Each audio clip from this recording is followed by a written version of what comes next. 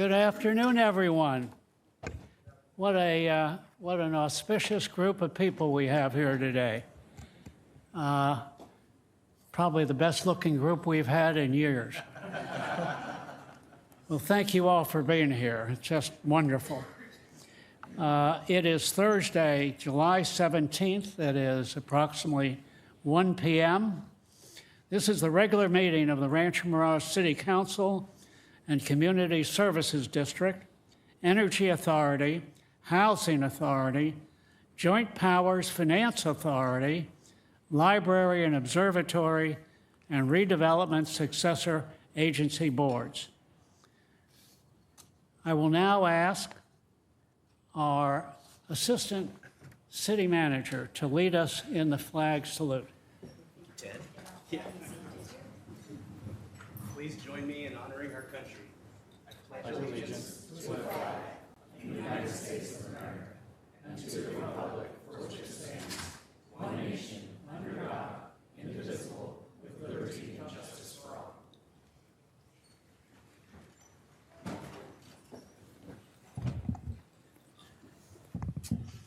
May we have a roll call, please? Councilmember Downs? I'm here. Councilmember Fromberg-Edelstein? Present. Councilmember O'Keefe? Here. Mayor Pro Tem Mulatto? Here. Mayor Weil? Here. The first item on the agenda, and a wonderful item that I'm very proud to present, is a moment of great pride for our city. The Rancho Mirage High School women's softball team made history this season, capturing the 2025 CIF Southern Section Division 7 championship. Yeah.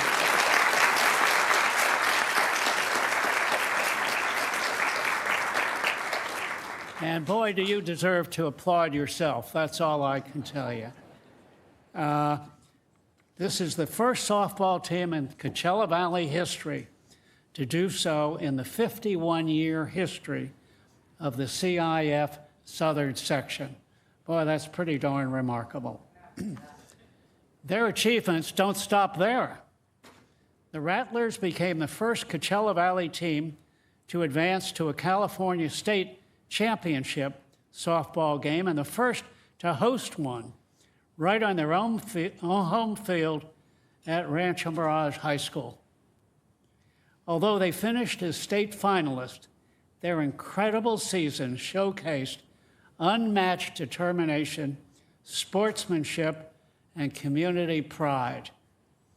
Let's take a minute and take a look at the video of their historic win, if you would, please.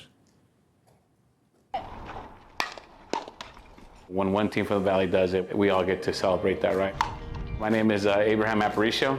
I'm the head varsity softball coach here at Rancho Mirage High School. Our team just recently won the Division 7 CIF title for the Southern Section.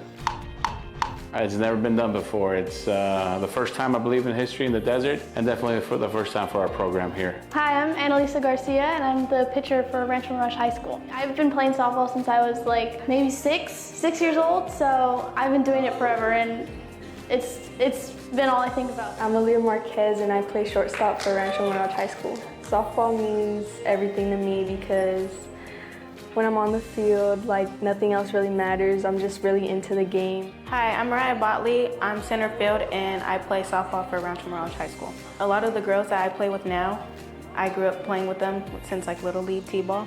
So it's definitely like family and love to me. To finally bring a championship in girls softball is a huge deal. Winning that championship was it's everything that I've worked for.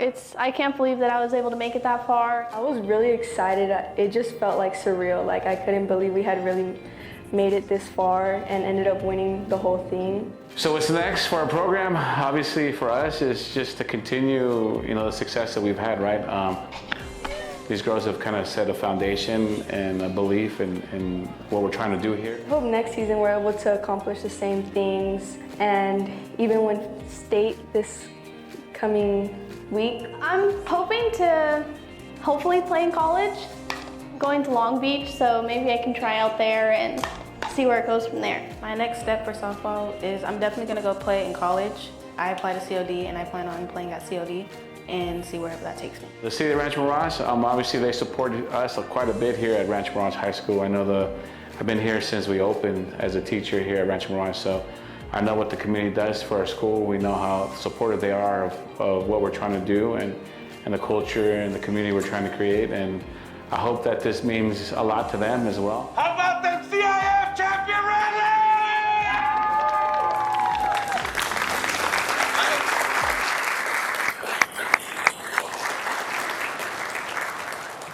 Hey, did I see some tears coming out during that? I thought there's no crying in baseball. I saw some tears there, and great, tears of joy, well deserved. To recognize this amazing achievement, the City of Rancho Mirage has partnered with Rancho Mirage High School coaching staff to provide each player a customized finalist ring to memorialize this historic moment.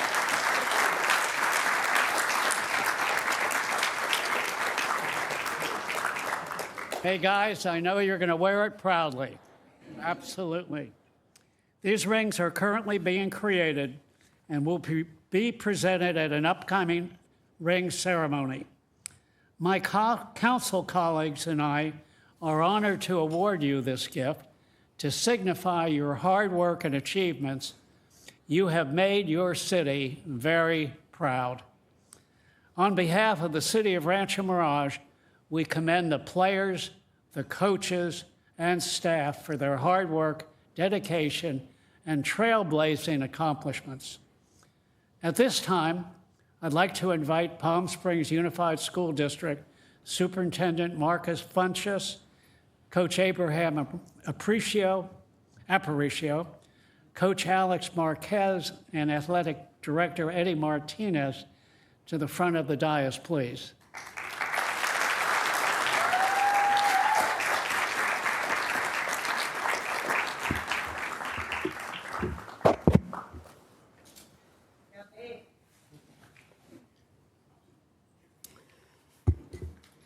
Good afternoon, Council. I am Dr. Marcus Funchess, the proud new superintendent of Palm Springs Unified School District, where we educate and develop our scholars at the highest levels of excellence. Let's give them a round of applause.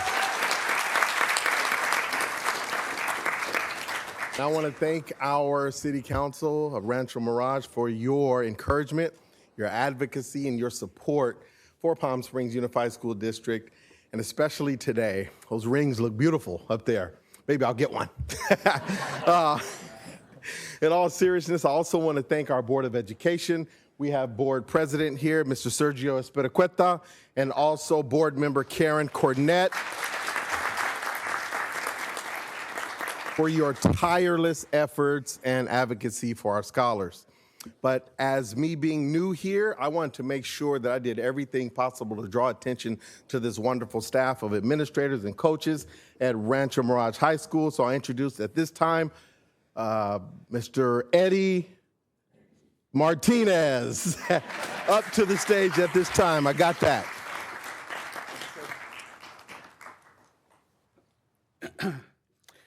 Good afternoon. I just wanted to come up and say a few words. Before I begin, I'd just like to extend a heartfelt thank you to our new district superintendent and our board members for being here.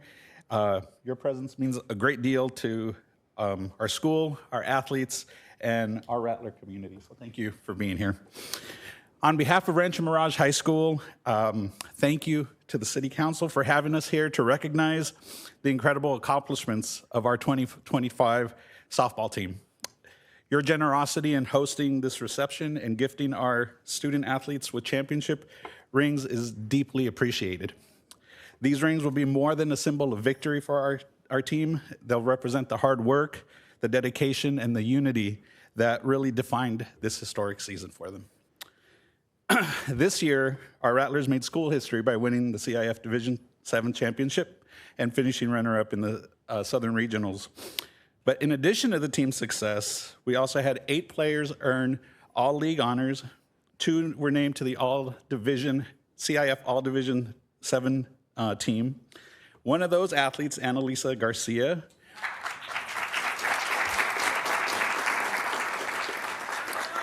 Annalisa was named CIF Division 7 Player of the Year.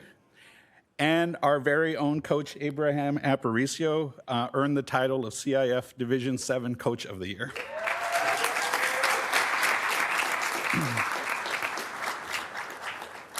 I am proud to share that both Annalisa and Coach Aparicio will be honored by the CIF on August 4th during a special pregame ceremony at Angel Stadium.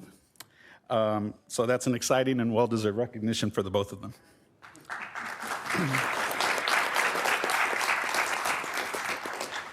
And lastly, just as a small token of appreciation, we have little gift bags for the city council members and Mayor Wales. So thank you for making this celebration possible. Thank you for supporting our RMHS students, your commitment to our school and our community. It uplifts our programs and our community, so thank you very much.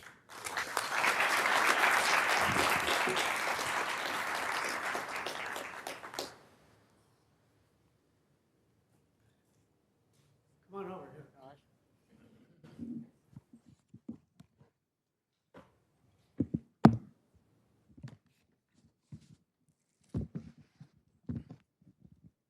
This is a proclamation recognizing, Mr. Superintendent, please join us. I think I can handle it, but thank you. I know. Eddie, let's have you join too. The Rancho Mirage High School softball team 2025 CIF Southern Section Division 7 champions. Whereas Rancho Mirage High School women's softball team has made history during the 2025 season.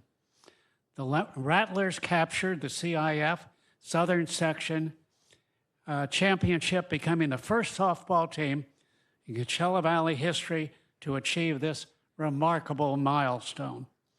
The Rattlers earned this distinction of being the first team in Coachella Valley history to host a state championship softball game, a landmark event held on their home field at Rancho Mirage.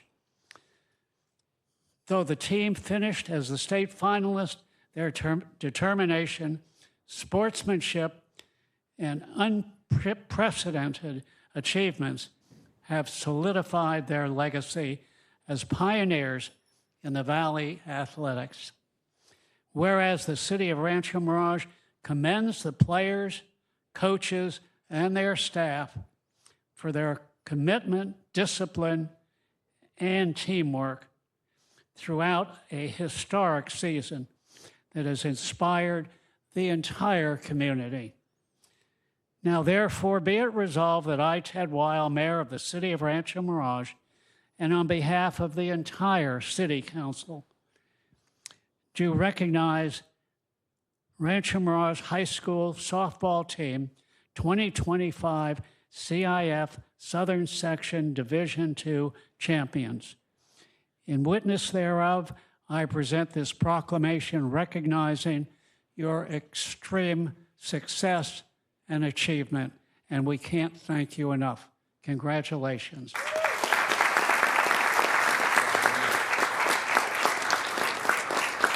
And I would like to invite my fellow council people to please come down and join us for a picture. And players, please come up as well to take a photo with all the champions. You guys did a great job. You deserve it. It's okay. There is pride in baseball. Yeah.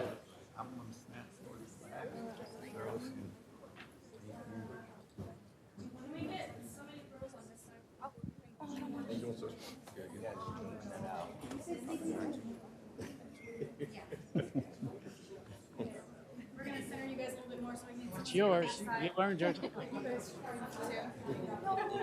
Get in front of me. No, get in front. This is a big moment. And your shirts look good. I'm behind you if you want to go. I don't know which way you want to go. You want to squeeze wanna in? go there. Yeah. All right. Move all the way in as tight as you can. I'll get behind you. Oh, goodness me. How are you? I'm very good. What a great moment. Yeah, I know, isn't this fabulous? It's amazing. You and I both.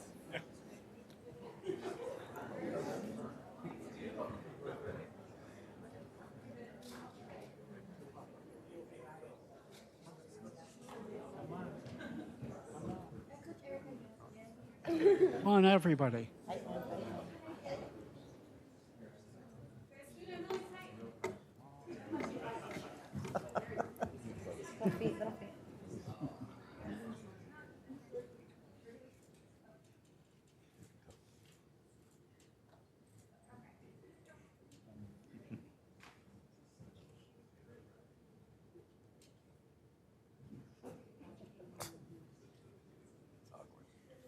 Used to it.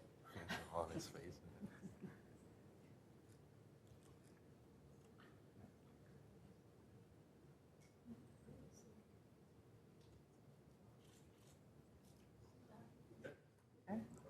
And now, Big deal. enjoy your reception.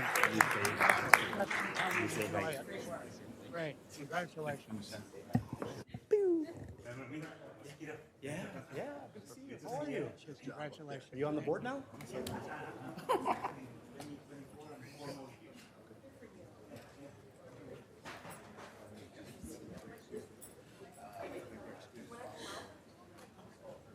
We all get rings.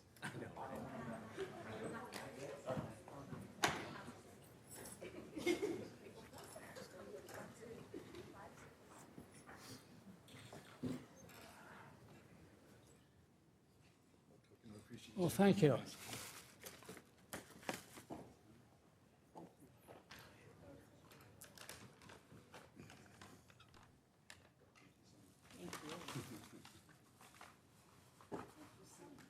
This is a mitt. I'm too old to play.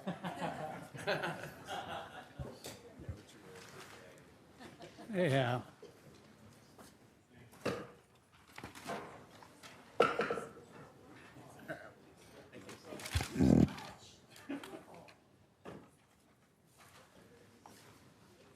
It's really something here. The Mayor Pro Tem and I were commenting that we were the shortest people up there. We had to move around to get our picture in the front. Anyway, congratulations, everybody. Great success. You deserve everything. And enjoy your little reception now. I will now ask for council comments. And you folks are welcome to stay or go enjoy your, what's that? Oh, excuse me. I already blew it. I'm so excited about your success. I already hear Keith, our representative to the Palm Springs Airport, who I specifically asked if he would be kind enough to give us a presentation today. And so I'm just delighted that you're here. Dr. Young is our representative to the Airport Commission. The airport is owned by the city of Palm Springs, but we all have representatives, and we're delighted to have you here. Dr. Young has been our representative now for some time, does a great job, is very thorough, and so Dr. Young, thank you very much for being here today. Mayor Wall, thank you. It's a pleasure, as always, to be with you, with council members, and with city staff. That's a very hard act to follow, so I ask that you extend your grace during the course of this report. One of my other favorite volunteer activities in the desert is, I think, like Councilman Edelstein, I serve on the board of the Foundation for Palm Springs Unified, and so it's always a wonderful delight to see the successes of the students and faculty and coaches in the school district. So I join you in that celebration. If I could have the slides, thank you. So it is, as always, a delight to share with you some of the progress and exciting developments at Palm Springs International Airport. The first thing I wanted to just review quickly is the Economic Impact Report. This was commissioned by the Palm Springs Airport in order to support the airport's case for the $2.2 billion expansion that lies ahead over the next 15 to 20 years. Visit Greater Palm Springs will use data from this to help determine routes which will have the highest likely demand from Palm Springs in the years ahead and to help market those.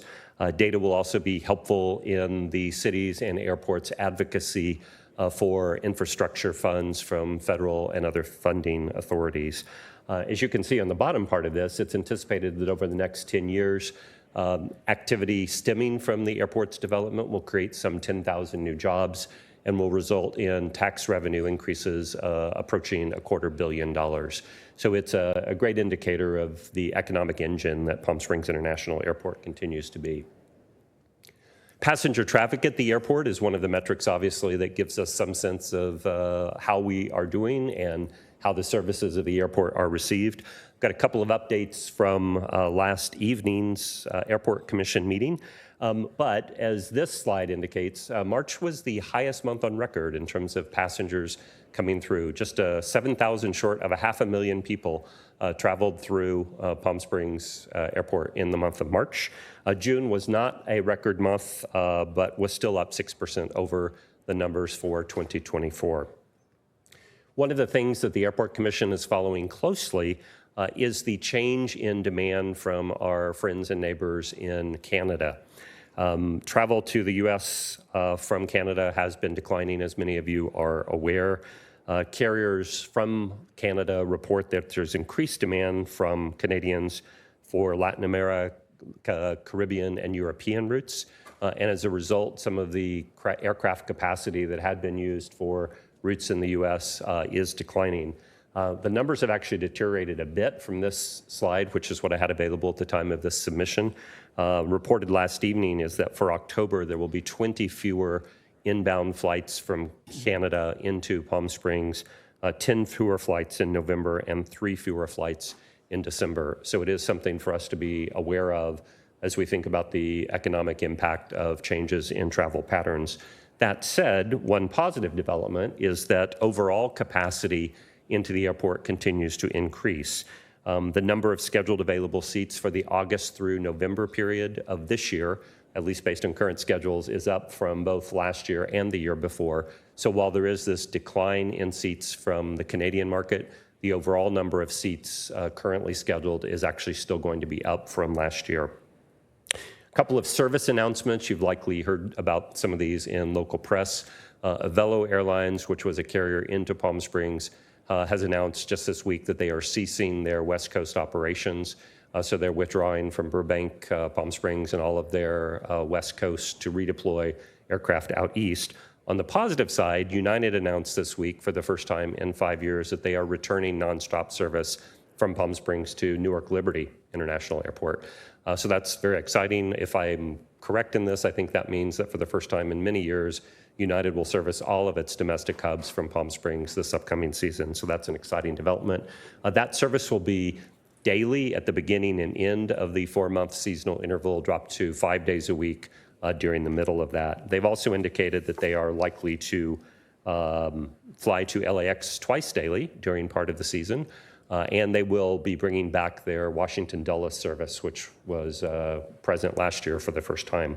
With the new United service to New York, there's actually now 3 carriers. So Delta, Alaska, and United will be all flying to the greater New York area in season, which is great for us, both as travelers and for travelers coming here. Progress PSP is a new effort. With all the changes occurring at the airport, there's an intentional effort in terms of marketing, wanting to keep local leaders as well as local travelers and residents up to date on all that's going on. There's a great website, progresspsp.com, which I invite you to look at. It's only been live for a couple of months. It actually will provide updates for most all of the projects that are ongoing, both the sort of near-term and longer-term projects. There's also links there for vendors to click on to read about projects that they can potentially be involved in.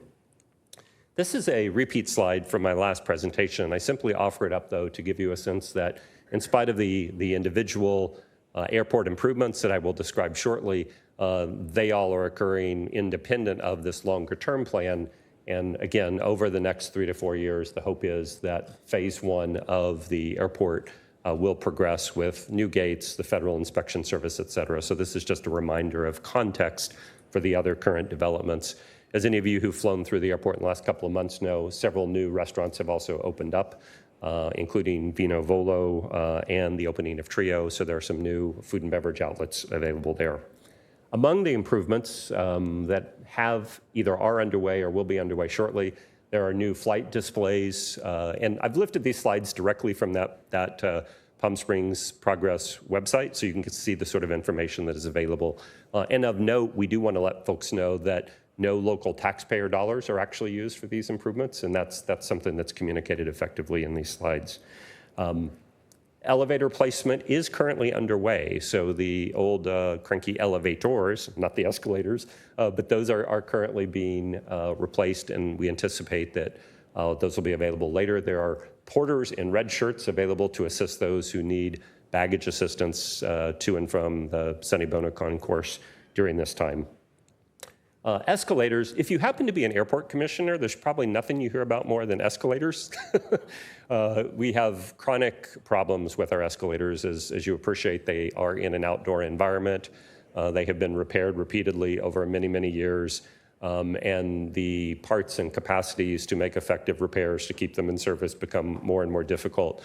The Airport Commission has very specifically asked the airport management team to really prioritize escalator replacement. And so that process is ongoing. Kickoff meetings for that are scheduled for next month. The hope is that a bid for replacement will have been selected by January of next year. So as you all appreciate, these projects take time, but that is underway, and it is clearly a priority of the Airport Commission. There is mid-century modern airport seating that will be installed next month outside the terminal. This is from Measure J funds from the City of Palm Springs. The restrooms, obviously, both in terms of capacity needs and in terms of updates, those require updates. As you would also anticipate, this is a multi-year project. Over the next 50 to 52 weeks, there will be design, conceptual, more specific design, bidding, et cetera. That will probably take about a year. And by virtue of the restroom needs, this will obviously have to be a phased project. So the hope is some construction on new restrooms will begin early in the new year, but the process will probably take 2 to 3 years to complete.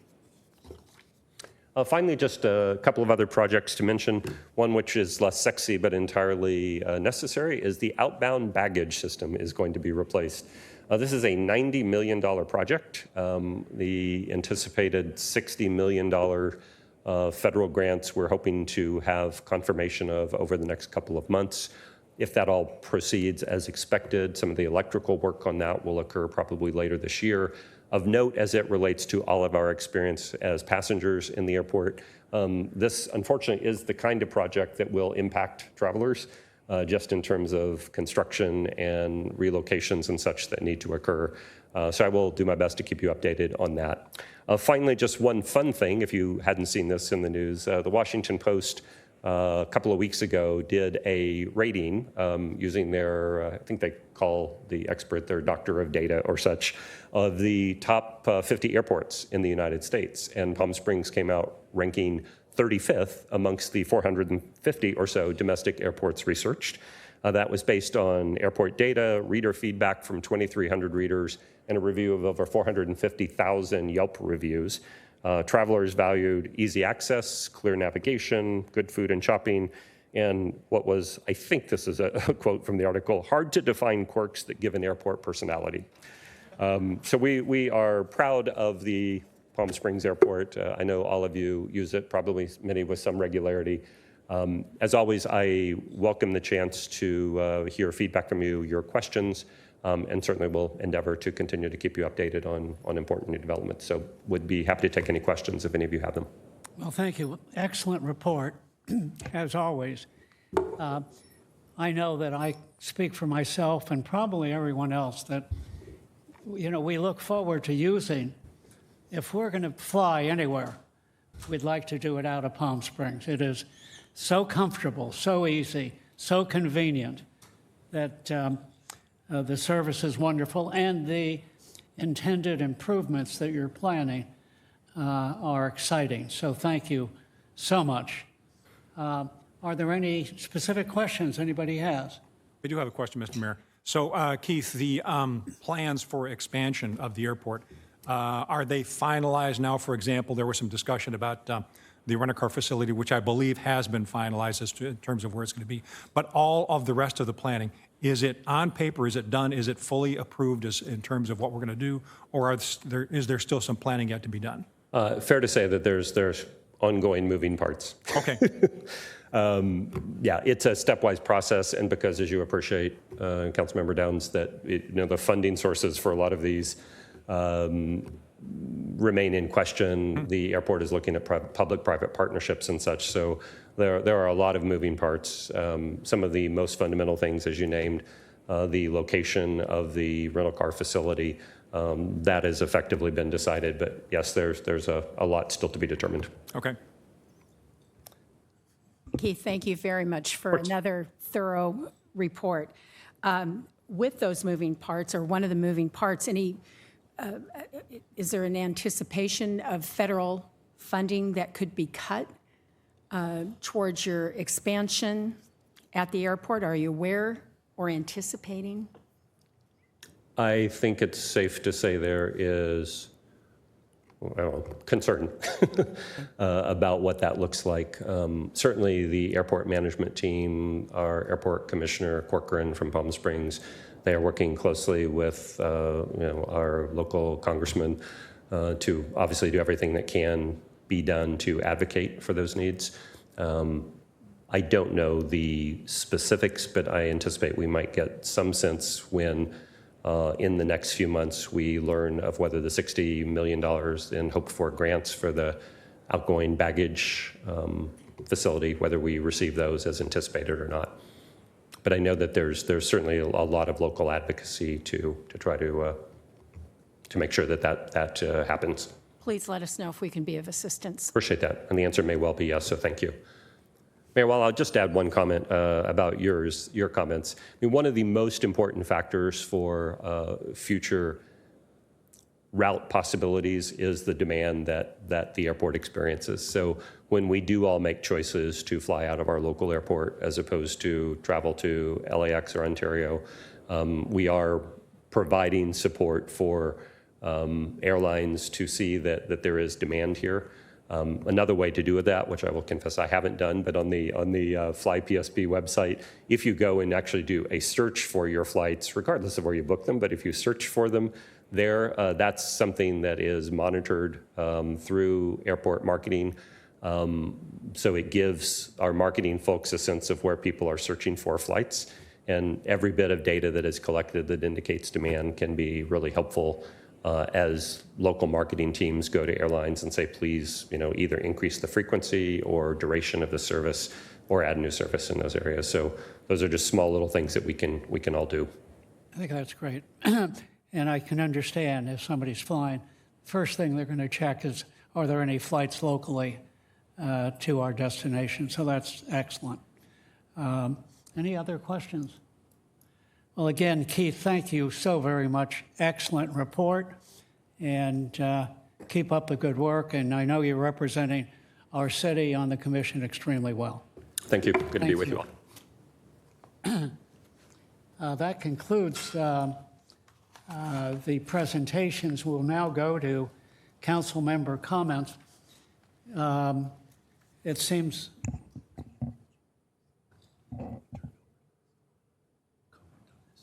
I don't think there are. For council comments, yes, we do have one speaker card. Oh, for this issue? Yes, for this one great. we do. Okay, thank you. Brad Anderson?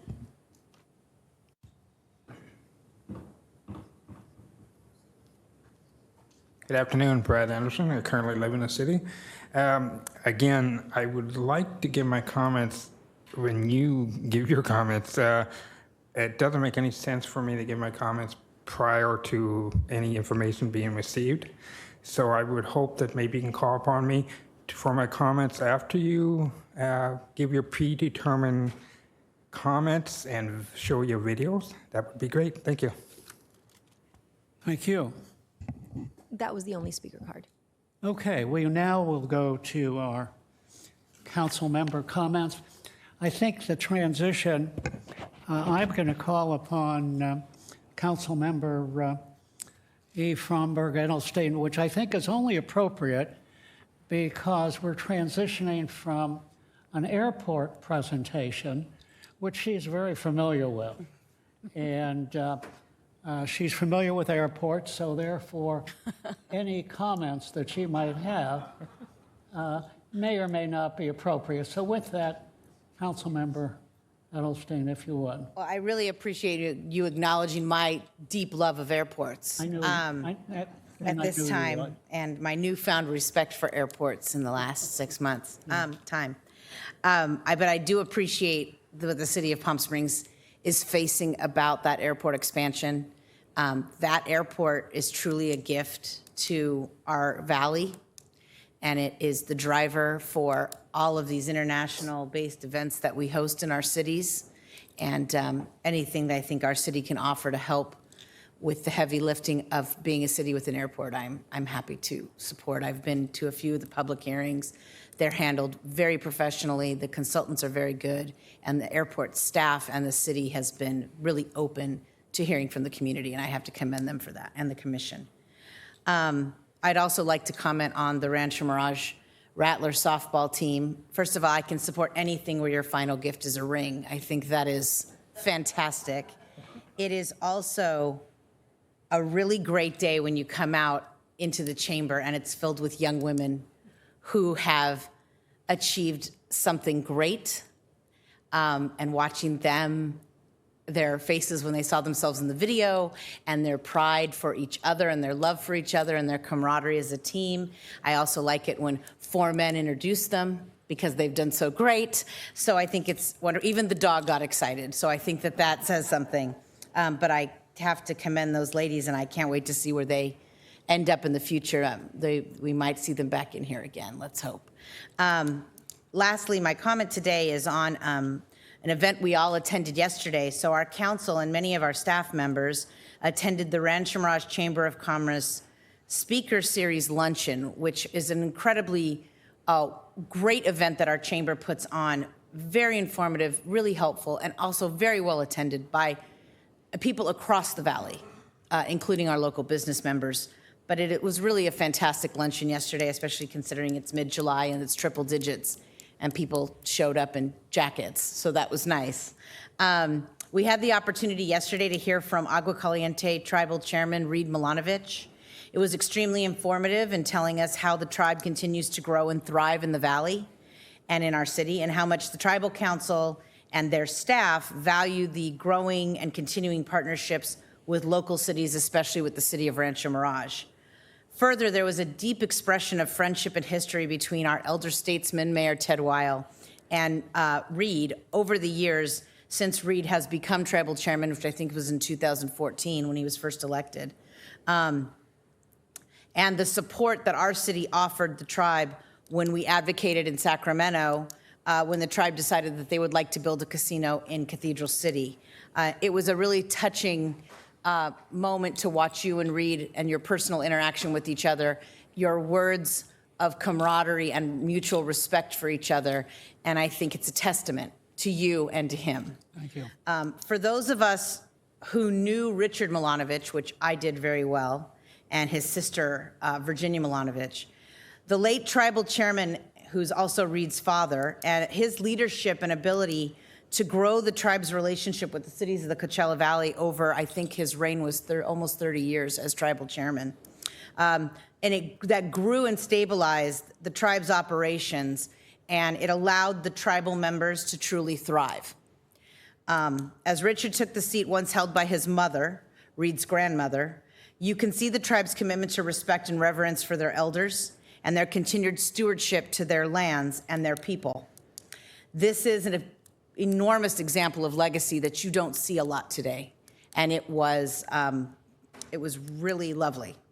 I would also like to say, just say that Richard Milanovic and Dana Hobart had become very close colleagues when they both worked together.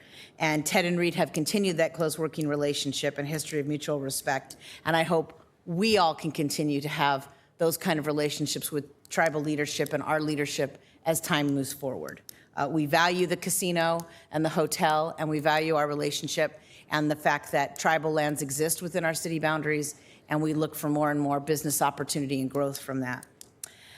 The other thing that I noticed yesterday was at this luncheon, which was about 120 people in attendance, was how many civic leaders were in attendance yesterday, including the staff from Eisenhower Foundation, Palm Springs Unified School District, including our new superintendent, Visit Greater Palm Springs, College of the Desert and the College of the Desert Foundation, including the new COD president, Val Martinez Garcia, various council members from other cities in our valley, as well as many Rancho Mirage businesses and local nonprofits. It was an honor to have people in attendance who are so vested in the improved outcomes of the lives of Coachella Valley residents, from our oldest members to our youngest members. If anyone ever wonders if the people that work here in public service are dedicated to their positions and are vested in the taking care of their citizens, I can safely say you could feel the love in the room yesterday. So it was a really fantastic luncheon. I think it's the best one I've been to so far since I've started. And all in all, it's very, very valuable. And thank you to our chamber for facilitating such an event. And thank you to the tribe for their openness and their communication. Thank you. Thank you. Thank you for the kind words. I appreciate it. And I personally feel confident that the relationship between the tribe and our city will continue to endure over the years. I think the foundation is solid, has been established, and will continue. So thank you so very much. Councilmember O'Keefe. Thank you, Mr. Mayor. Good afternoon, everyone. First, I couldn't agree more. The Milanovic family is such an important part of our history, and the relationship between them and our mayor is definitely something to be proud of. I'd like to talk about something else that we're proud of in Rancho Mirage.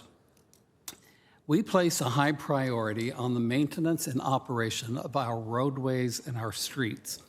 And everybody knows, no matter which direction you come from, when you're in Rancho Mirage, because I have great streets, we have great medians, and part of that is our ongoing commitment to infrastructure excellence in our city. We follow a 7-year maintenance schedule to ensure that all public roads are routinely repaired and preserved. And this year, we are focusing primarily on Highway 111.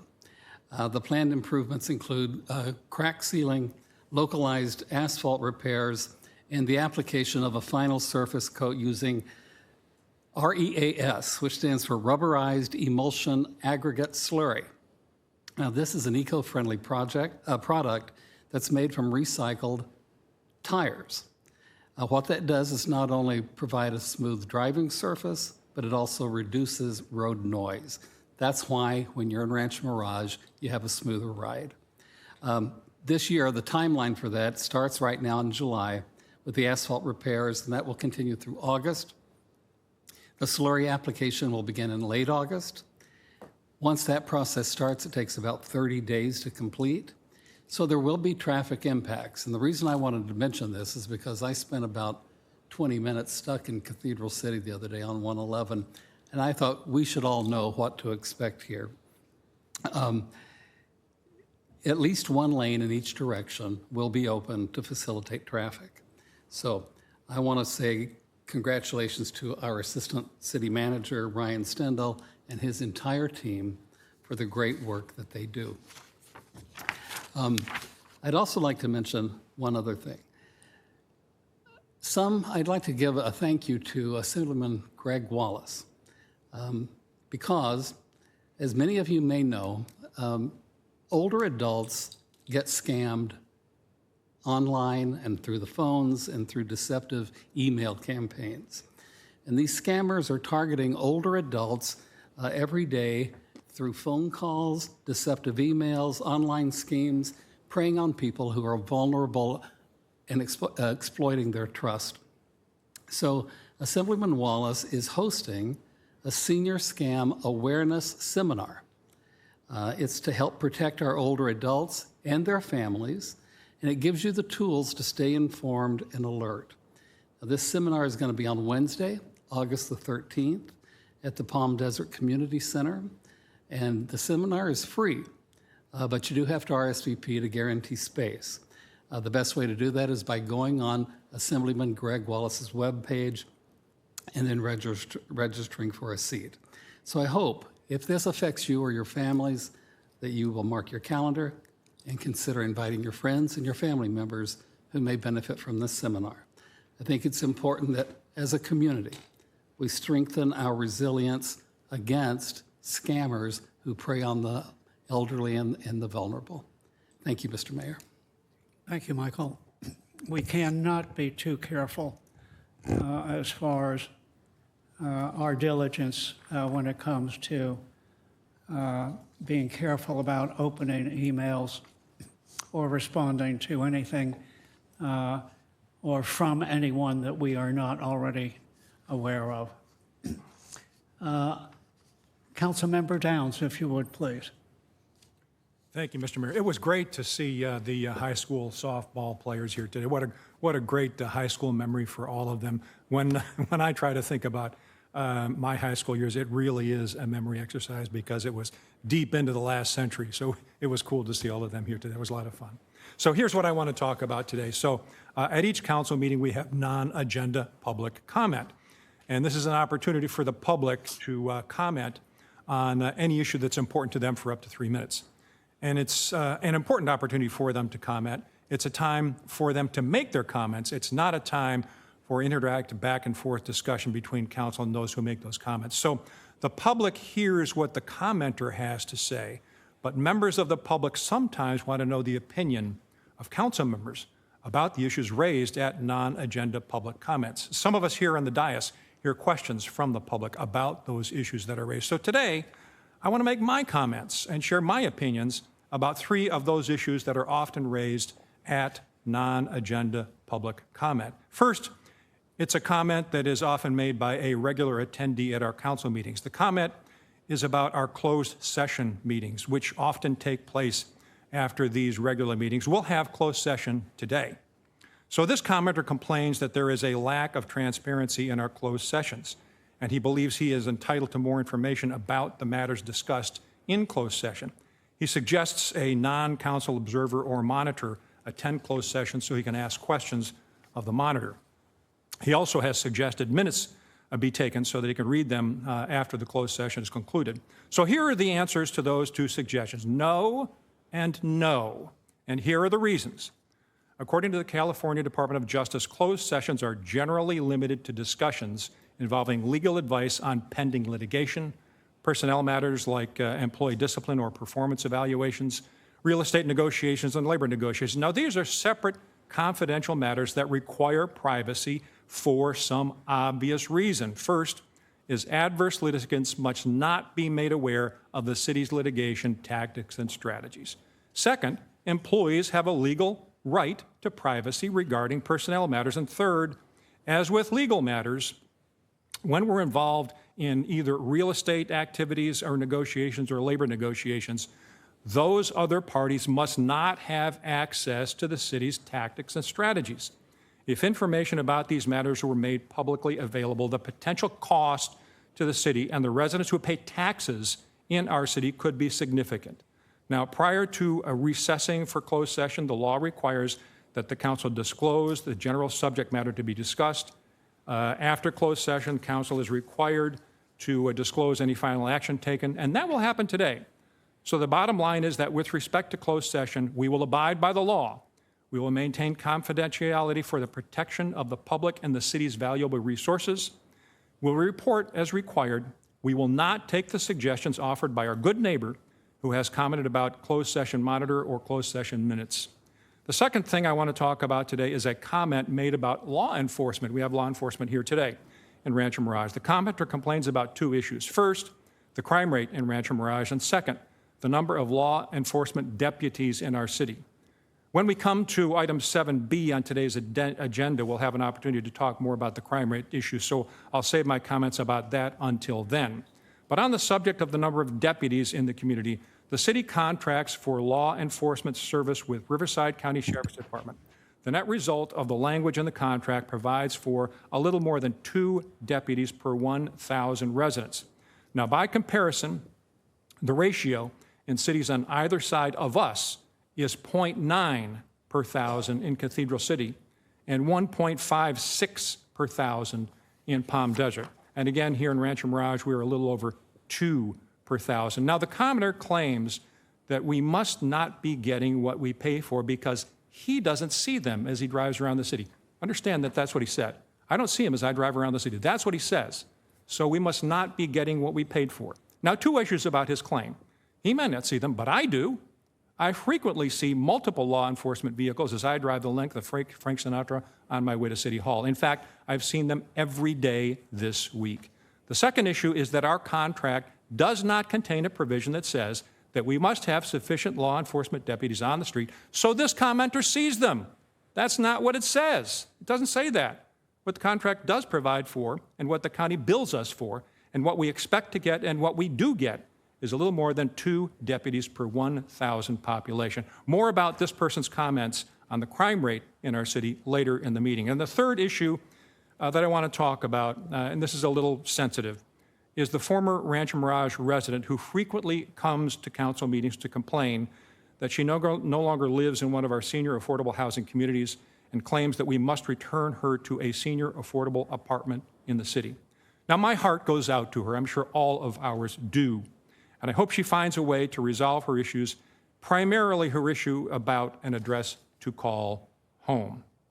Now, regarding the claims that she must be returned to an apartment in one of the city's senior affordable housing communities, that will not be possible. And here's why.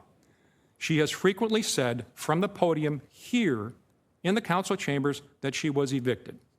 She has also said that she will not go back in front of a judge. Those 2 facts are things that she herself has spoken about, and those 2 facts should tell members of the public what you need to know about the fact that she no longer resides in a city-owned senior affordable housing community.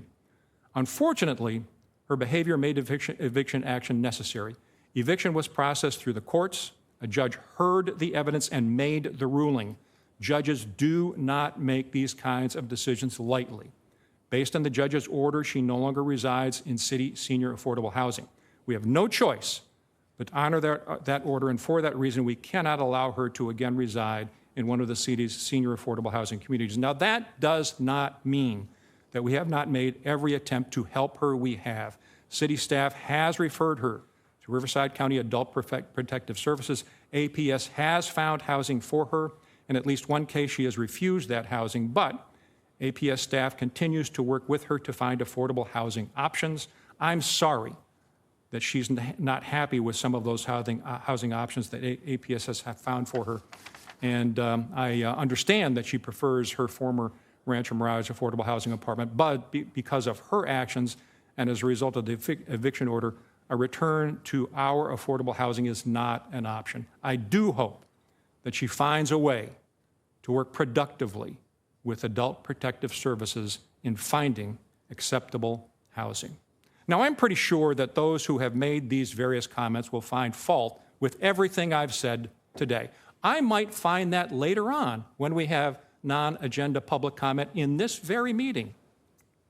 But I do hope that this helps our Rancho Mirage residents with a better understanding of some of the issues raised during non-agenda public comment and what we can and can't do about it. Thank you, Mr. Mayor. Thank you, Councilmember Downs. And Mayor Pro Tem Bellato. I will keep my comments brief today. I'd like to echo my fellow council member, Eve Fromberg-Edelstein's comments on our partnership with the tribe. I remember the days when Dora Prieto was head of the tribe along with Richard Milanovich. I knew Mr. Milanovich very, very well. And yesterday, as I shared with our mayor, as I listened to Reed Milanovich speak, the tribe is in excellent hands with its current council and its chair. it's not just a community partnership. This is, as I relayed to Chairman Milanovic yesterday, it's working with family, and they are such great partners with not just Rancho Mirage, but all the communities and resources outside of their reservation. They truly believe in the value of not only supporting but thriving, not just for today, but for the future. So we are very, very pleased, and we recognize and value our relationship with the tribe.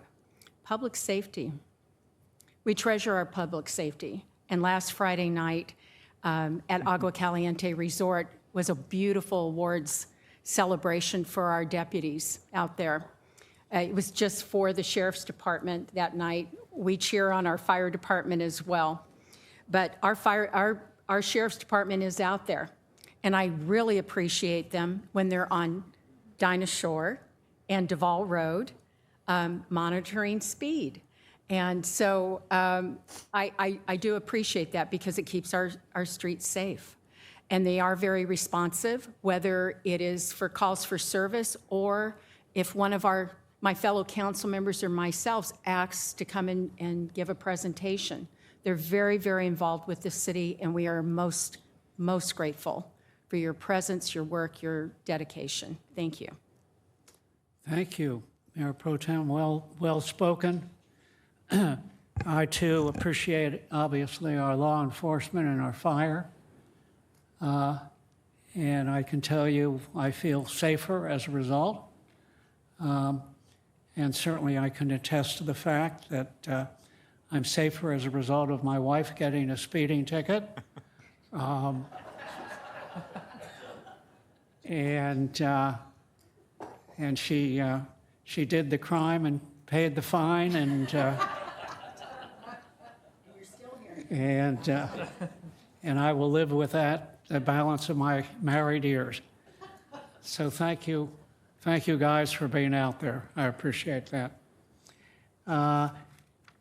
We will now transition into city manager comments, and we will ask the assistant city manager to handle that today for us. I have no comments this afternoon. If you don't mind, I'll just roll right into the consent calendar. Absolutely. All right, good afternoon, Honorable Mayor and council members. You have 9 items listed on your consent calendar for this afternoon, which I will summarize briefly. Item A is to waive full reading of any ordinance introduced or adopted pursuant to this agenda. Item B is the approval of the adjourned regular city council meeting minutes for June 18th, 2025. You have item C, an appointment to the Rancho Mirage Community Parks and Trails Commission. Item D, we have the annual appointments to the city council representatives to various outside agency boards, committees, and commissions. Moving on to item E, we have a final acceptance of improvements related to parcel map 38380, also known as Sanctuary. Item F is consideration of transitioning to electric vehicles. Item G is a donation of surplus public safety equipment. Item H is contracts, and item I is demands. I'd be happy to answer any questions that the council members may have on this.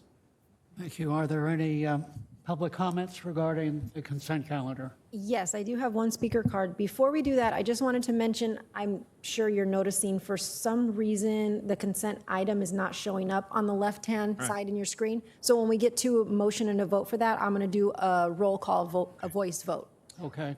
Thank you, Christy. And the speaker is Brad Anderson. Thank you. Brad Anderson. I currently live within the city of Rancho Mirage. I wanted to speak on the consent items today. Item 5A, 5B, 5F, and 5G, please. Starting with 5A, that's the waiving of the full reading. My concerns with transparency in this city, I think it may be proactive of the city to actually read these agenda items to the public, so the public knows. This to dictate 5G, was it completely read into the record correctly. Public safety equipment, yes, but it's automatic license plate recognition equipment. So I'll come to that in a moment. And 5B is just the minutes. Again, I'm just really concerned about how the city has taken it upon themselves to reduce the minutes to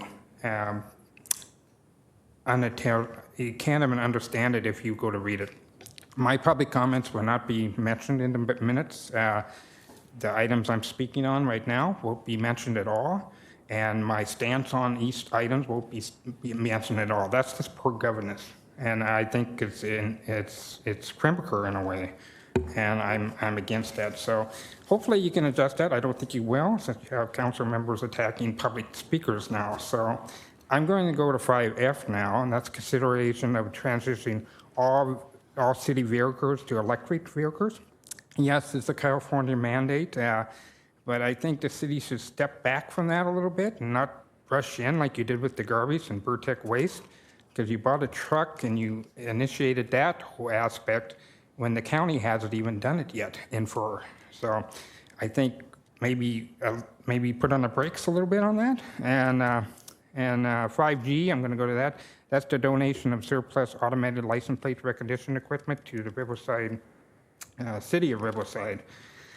I want to remind the city residents in 2023, the city purchased 7 of those cameras at over $8,000 a piece, and now they're not going to be used at all for the city. So that's $76,000 in equipment that's not usable by the city, or the city refuses to use it, and now we're going to just give it away. And that's it. I'm going to be done now. Thank you very much. Thank you for your comments. Is there anyone else who would like to speak regarding the consent calendar? That was the only speaker. Thank you. Are there any council comments regarding the consent calendar? If no comments, I'll move to approve the consent calendar. All right, there's a motion and a second. Please vote. Are we voting or roll calling? Yes, I'm going to do a roll call vote. Thank you. Okay. Councilmember Downs? Yes. Councilmember Fromberg Edelstein? Yes. Councilmember O'Keefe? Yes. Mayor Pro Tem Mulatto? Yes. Mayor Weil? Yes. Motion carries 5-0. Thank you. Thank you. We will now go to the public hearings. First will be a zoning text amendment, case number ZTA-25-0002.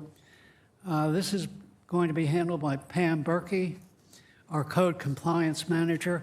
Pam, delighted to see you up here. This is Pam's first presentation, as far as I know. I hope not our last. She does a great job, extremely professional in her job, and I'm sure her presentation will likewise be as professional. So thank you, Pam, for being here. Thank you, Mayor. I promise to keep my first presentation short and sweet for you. I won't keep you too long. Good afternoon, Mayor and City Council members. For your consideration, we have zoning text amendment number ZTA 25-0002, which is a proposed amendment to Title 17 of the Rancho Mirage Municipal Code. The purpose of this proposed ordinance and resolution is to introduce an amendment to Section 17.30.270D of the Rancho Mirage Municipal Code to incorporate a tier-based penalty fee schedule for short-term rentals.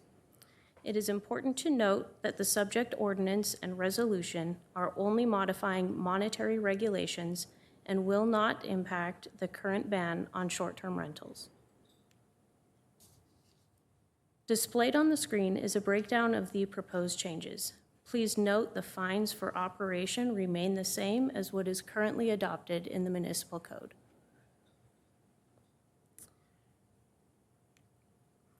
Staff recommends City Council make the recommendations as seen on the screen or as listed in the staff report. That concludes my first presentation to City Council, and I'm available for any questions. Great job, Pam. Excellent. Thank you. Are there any public comments regarding this item? Yes, Brad Anderson. Thank you again, Brad Anderson, City of Rancho Mirage. I wanted to speak on item 6B, or 6A, I'm sorry. It's concerning an amendment to make a tier-based penalty-free system. I'm concerned that the city has time to do this type of thing. I guess I just want to emphasize to the people that have short-term rentals or had short-term rentals or may be accused of having short-term rentals or advertising short-term rentals to contact me because I am processing all this information as much as I can for later, not litigation, but just reference. But I'm concerned about this because, well, I'm concerned about it because of the excessive fees and excessive penalties involved. And I know the city of Palm Springs actively hunts down any type of people that rent houses or type of B&B type aspects. And I've been in attendance at those meetings where people are accused of such acts, and I'm really amazed that they are able to prosecute as they do. And just going off that a little bit on administrative fines and so forth to keep in the subject matter, when people are accused of such a crime, because it is a crime now, it's a private affair, and it should be an open affair. I've gone through the administrative process too, administrative citation process, because of the city initiation of that. And it should be an open affair, like a public meeting, a public hearing.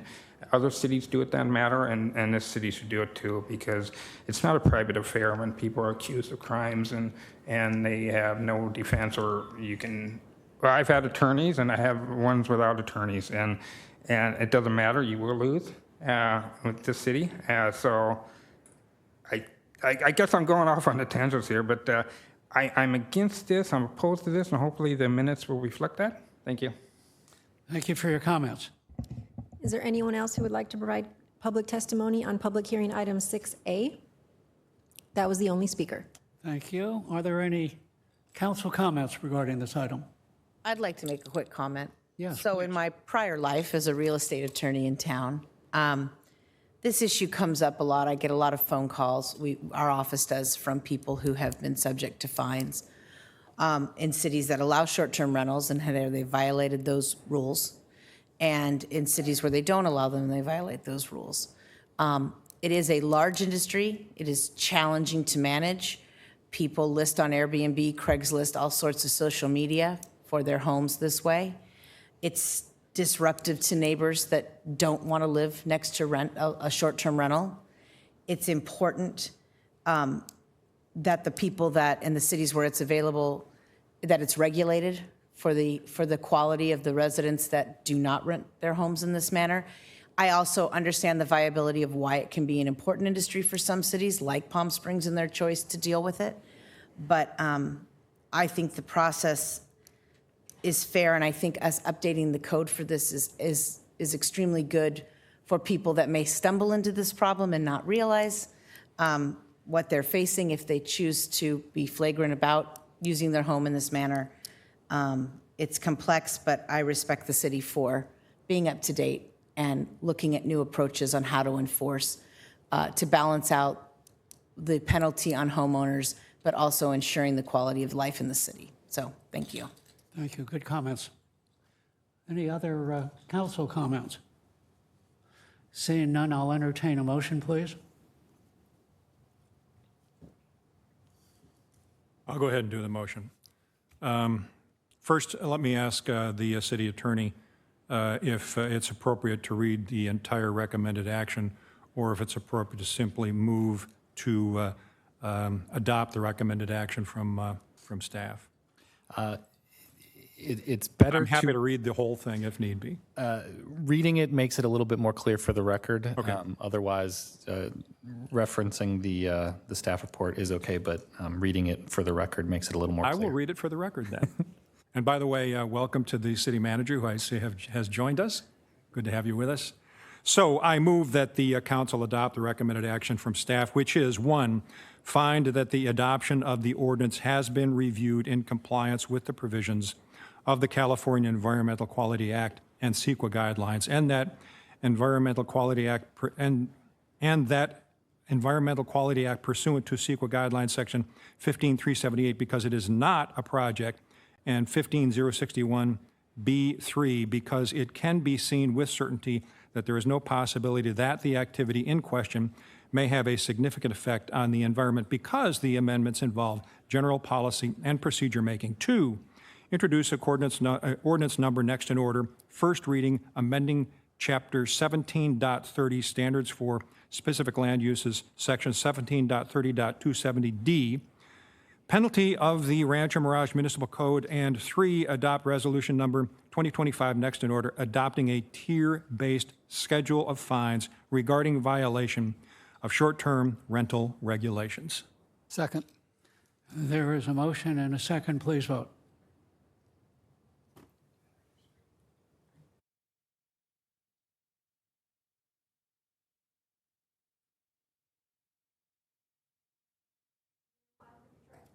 Mayor Weil, could you try your vote one more time? Thank you. Motion carries 5-0. Thank you. We will now go to item 6B, which is the environmental assessment, case number EA 25-0002, and that's being presented by Mina Dukic, Director of Development Services. Mina, if you would, please. Thank you. Before we get started, I just want to take a moment to thank Pilar for all of her hard work on this project. She's not here to present today, but I have a sneaky suspicion that she might be watching. So thank you, Pilar, for all of your hard work. And could we please switch? Thank you so much. Thank you and good afternoon, Mayor Weil, City Council members. For today's consideration, we have the Rancho Mirage Affordable Apartments, a proposed 150-unit multifamily housing development. Before we get into the project, I'd like to take a moment to remind us how we got here. To meet state housing mandates, the City of Rancho Mirage adopted and certified its sixth cycle housing element in 2022 to plan for 1,746 new units by 2029, of which 1,076 must be affordable. The housing element identified the subject site as Inventory Site B. To support affordable housing development, the city applied an affordable housing overlay and issued a request for qualifications for affordable housing development in late August of 2023 for the subject site. At the end of 2023, the city became aware of the state's resource designation for the subject site being downgraded, which would have directly affected access to funding and tax credits. The City Council took immediate action and secured site control through 3 disposition development agreements approved in December of 2023 for the Inventory Site B. National Corps, in partnership with USA Properties Fund, today's applicants, were selected to develop the 5-acre site and entered into a DDA with the city. Today's project is a direct implementation of that DDA. As of June, the city has planned or entitled 844 affordable units, meeting 78% of its RHNA obligation, including the proposed 150 units on the site. The site is located immediately south of the Rosette Apartments by Pacific Companies, which was the first 10-acre parcel that implemented one of the 3 DDAs. National Corps is now seeking entitlement for the second parcel, a 5-acre piece.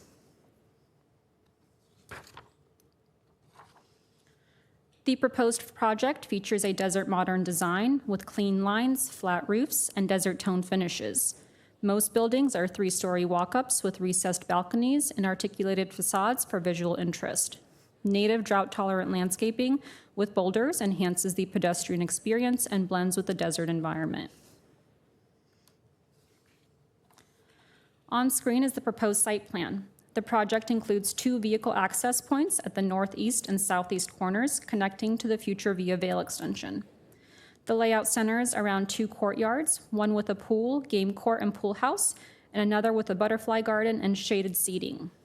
There are 7 walk-up buildings, 2 to 3 stories tall, offering 1, 2, and 3 bedroom units, with all ground floor units offering ADA access. A central community building includes offices, a community room, laundry, and bike storage.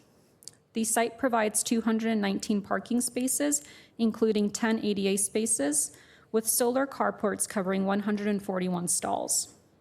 Sidewalks and paths connect all areas, including a pedestrian gate to the future public park.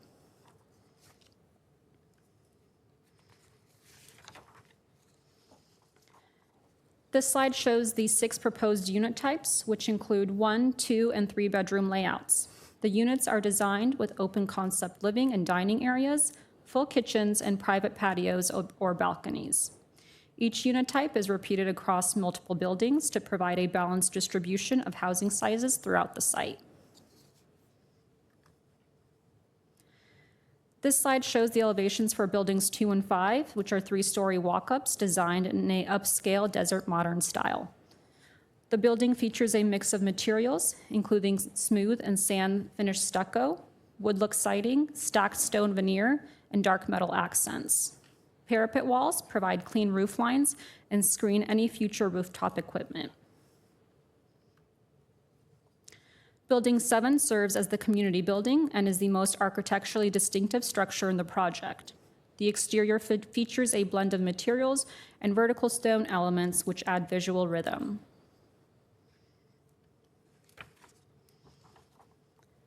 The landscape plan creates connected open spaces that encourage community interaction and walkability. The main entry is lined with palms and native plants, leading to a loop road with shaded crossings and trees. A shaded plaza near the community building offers a welcome gathering spot. The design uses low-water, desert-friendly plants like Palo Verde, mesquite, and Texas Ranger. The project was reviewed under CEQA, and a mitigated negative declaration was found to be appropriate. With mitigation measures in place, all impacts were reduced to less than significant. The public review period closed on June 30th. 1 comment letter was received from the California Department of Fish and Wildlife, and a formal response was provided. On June 26th, the Planning Commission held a public hearing to review the project. After discussion, the Commission recommended approval. The developer is also requesting deferral of all city development impact fees to support outside funding efforts. If approved, a 55-year fee deferral loan agreement will be executed. Public hearing notices were sent on July 2nd, and 3 letters of support have been received. Staff recommends that the City Council take the action shown on the screen. This concludes staff's presentation. I would now like to invite the applicant up to the podium to deliver their presentation. Thank you for your consideration.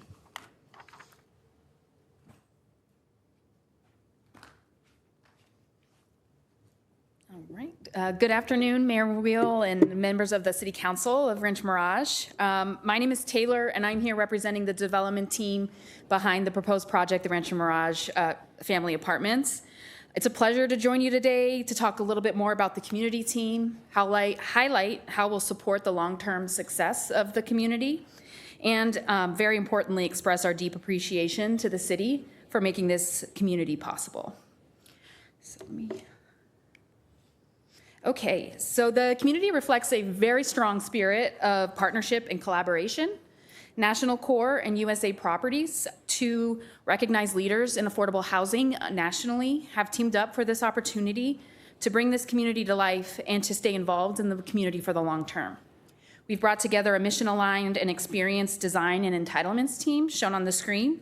That includes RRM Design Group, the architect and landscape architect, Atlas Civil Design, our civil engineer, Terra Nova Planning and Research, our environmental consultant, and I also want to mention that USA Properties will serve as the general contractor of the community as well.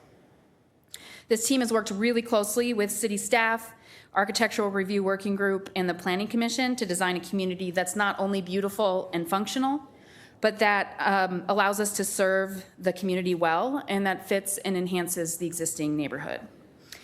We've provided a little more background on some of our organizations in the presentation. I won't take too much time to go through that, but they are there to provide some background. We, National Corps and USA Properties Fund, have a lot in common.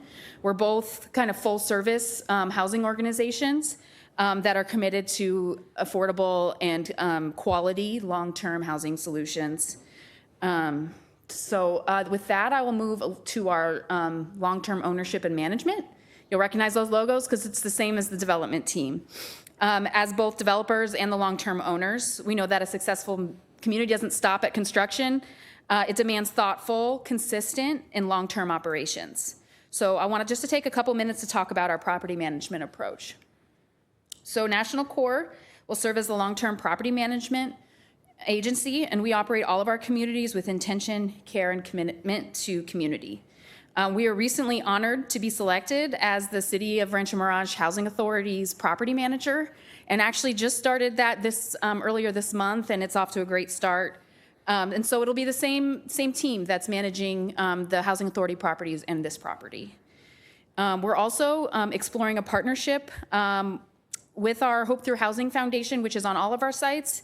We are exploring a partnership with Hope Through Housing Foundation and Desert Recreation District to provide after-school and summer programming on site. We do this in other desert communities, and we found it to be an amazing partnership. So not only are we housing communities, but we're providing programming and services to promote health and well-being.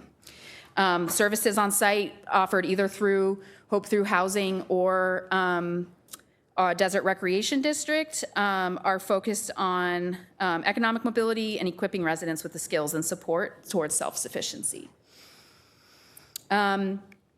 Oops, I went too far.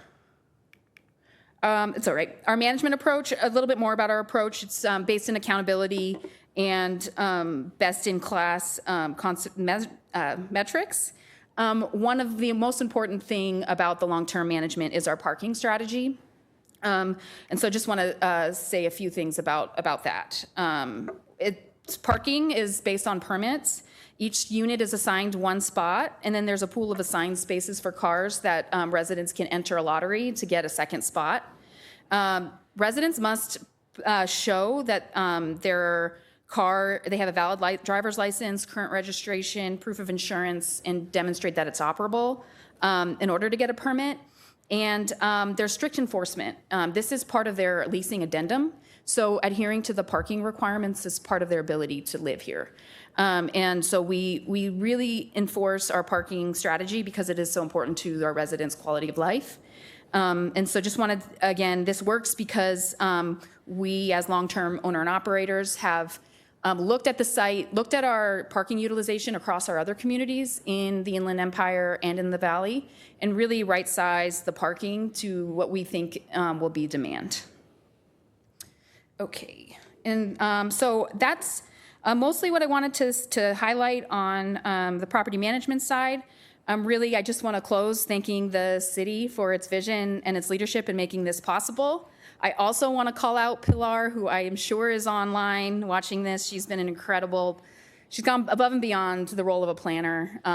And she's just not only technically excellent, but just has a passion for this that comes through in her work. So just really grateful for her work. And just the leadership of the council. It's rare to see the city not only give lip service to housing, but to shape the conditions for a successful community.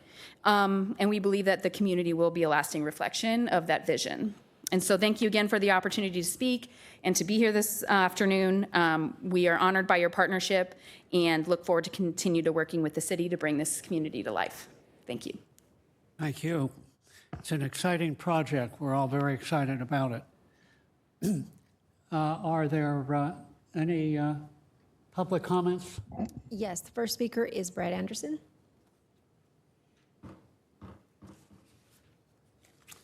Thank you again, Brad Anderson, City of Rancho Mirage.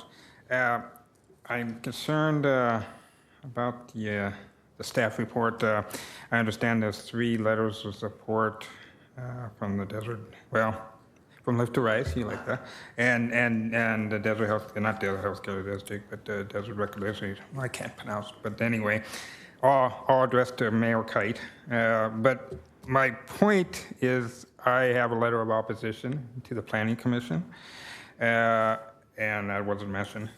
Not that it matters. I understand how the city operates. I'm opposed to this. Hopefully my stance will be taken in the minutes. And there's many aspects of it. They deferred, what do they call it, deferred agreement, and well, for the fees and so forth. That's a 55-year agreement.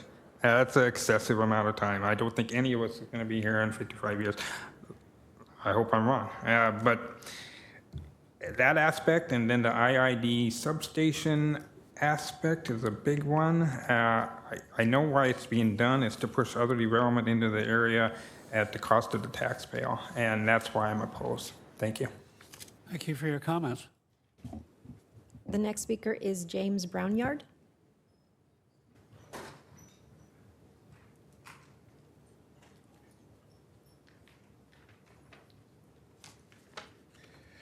Good afternoon, Mayor, members of the City Council. I'm putting on my Rancho Mirage Chamber of Commerce hat as the Director of Government Affairs. Katie apologizes she cannot be here, moving four doors down into another office space. So she's asked me to read this letter. On behalf of the Rancho Mirage Chamber of Commerce, I am pleased to express our strong support for item 6B, which advances the Rancho Mirage Affordable Apartments, a 150-unit affordable housing community that will serve local working families. This project supports the economic vitality of Rancho Mirage by providing housing to the workforce that powers our region's businesses, schools, hospitals, and hospitality sector. Access to stable, affordable housing close to employment is essential for attracting and retaining talent, reducing commute burdens, and fostering a stronger local community and economy. We are also proud to recognize National Corps, the developer of this project, as both a member of the Rancho Mirage Chamber and a longstanding partner of Coachella Valley. With the portfolio of high-quality, affordable communities throughout Riverside County, National Corps brings deep regional experience and a commitment to long-term stewardship. We commend the city of Rancho Mirage for leveraging city-owned land to serve an urgent community need, moving swiftly to keep this important project on track for funding and construction, partnering with a trusted, mission-driven developer to deliver high-quality housing that reflects the values of this community. This is an opportunity to invest in Rancho Mirage's future, supporting both our workforce and our business community. We urge you to approve item 6B, and thank you for your continued leadership. Thank you. Thank you, James. Thank you for being here today, and good luck to you and Katie on the move today. Are there any other comments? That was the last speaker card. Is there anyone else who would like to provide public testimony on item 6B? No more speakers. Are there any council comments regarding this item? I do, Mr. Mayor. First, I also would like to say, if Pilar is watching, thank you. We know how hard you've worked on this.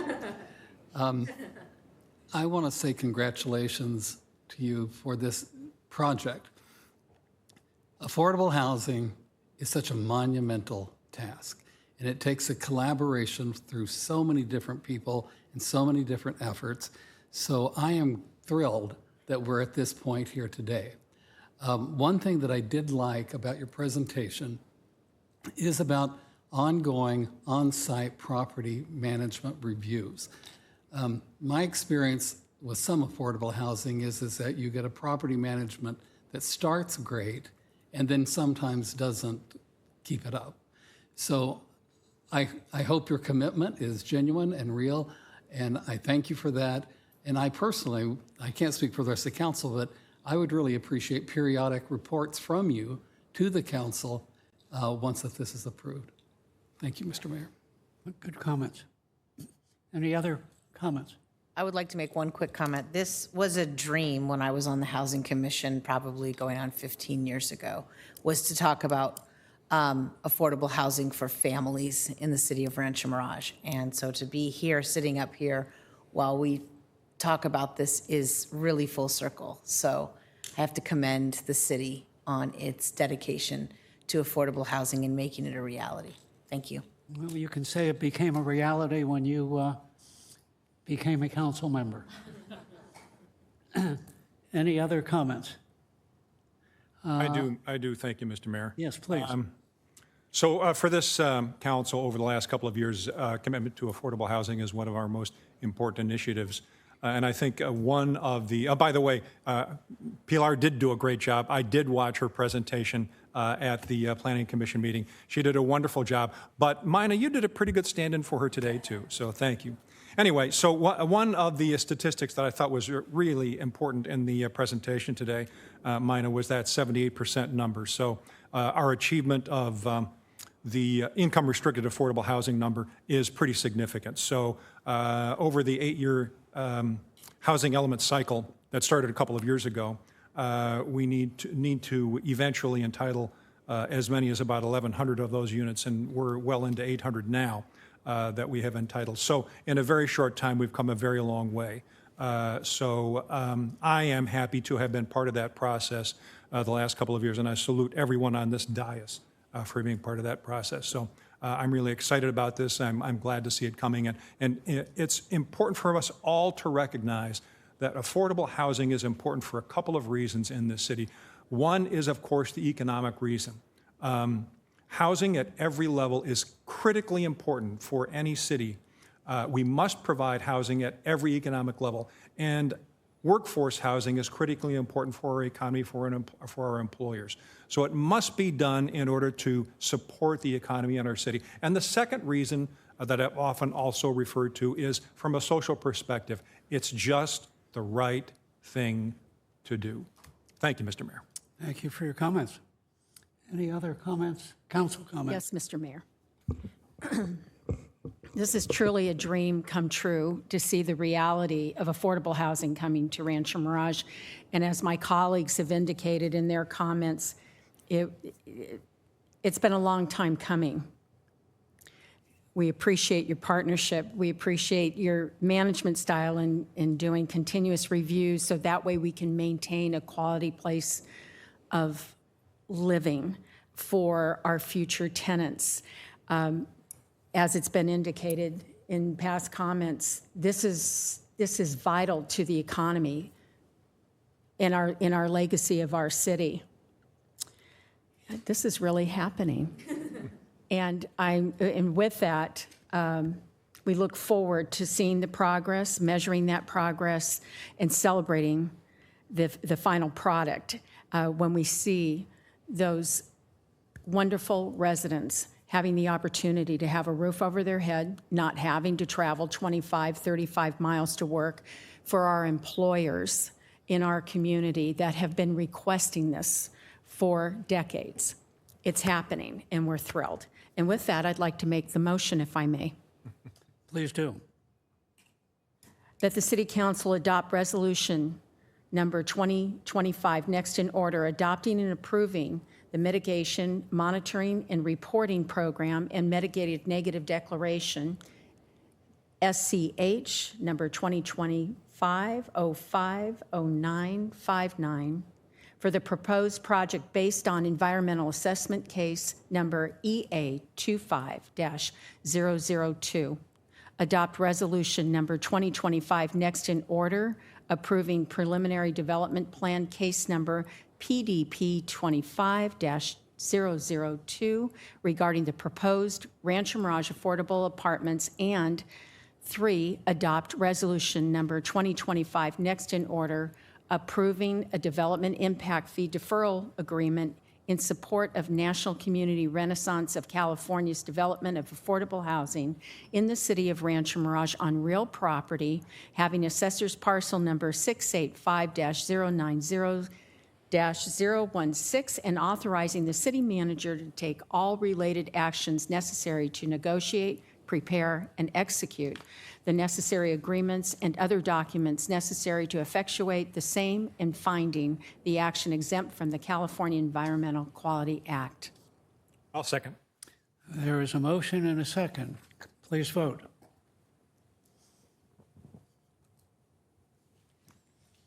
Motion carries 5-0.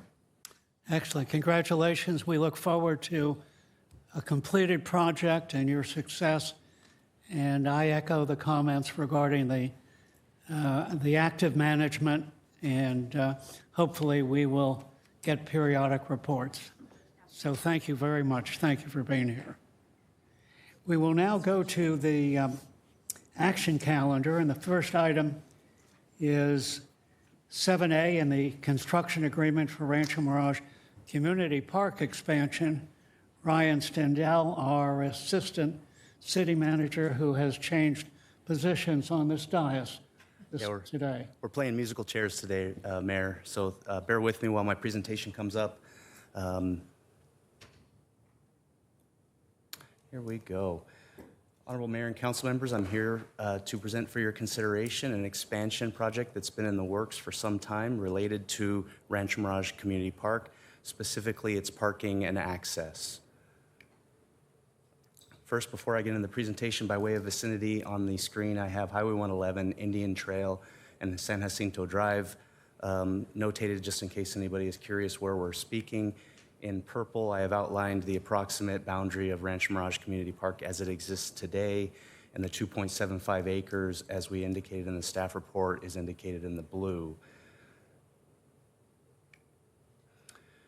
So where have we been on this? Rancho Mirage Community Park went through a significant expansion between the years of 2014 and 2017, taking it from a very passive park to a very active park, where we have now children's playground areas, multiple sports courts, a bustling amphitheater, picnic pavilions, which are often packed with birthday parties on the weekends, active fitness equipment, and other amenities.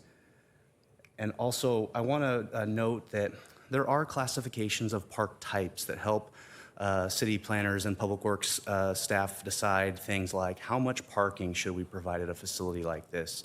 Rancho Mirage Community Park sort of straddles the line between a community park that services just the adjacent community within a 1 to 3 mile radius and a regional facility that's meant for more kind of multi-jurisdictional attendance. And what do I mean about that? A community park would normally be a place where people walk to, it's not heavily programmed, or you have incidental trips in and out on a daily basis. But what we all know of Rancho Mirage Community Park is that we have our amphitheater performances drawing upwards of 1,000 people. We have weekly farmers markets drawing hundreds of folks, and that our daily visitors come from not only Rancho Mirage, but throughout the Coachella Valley.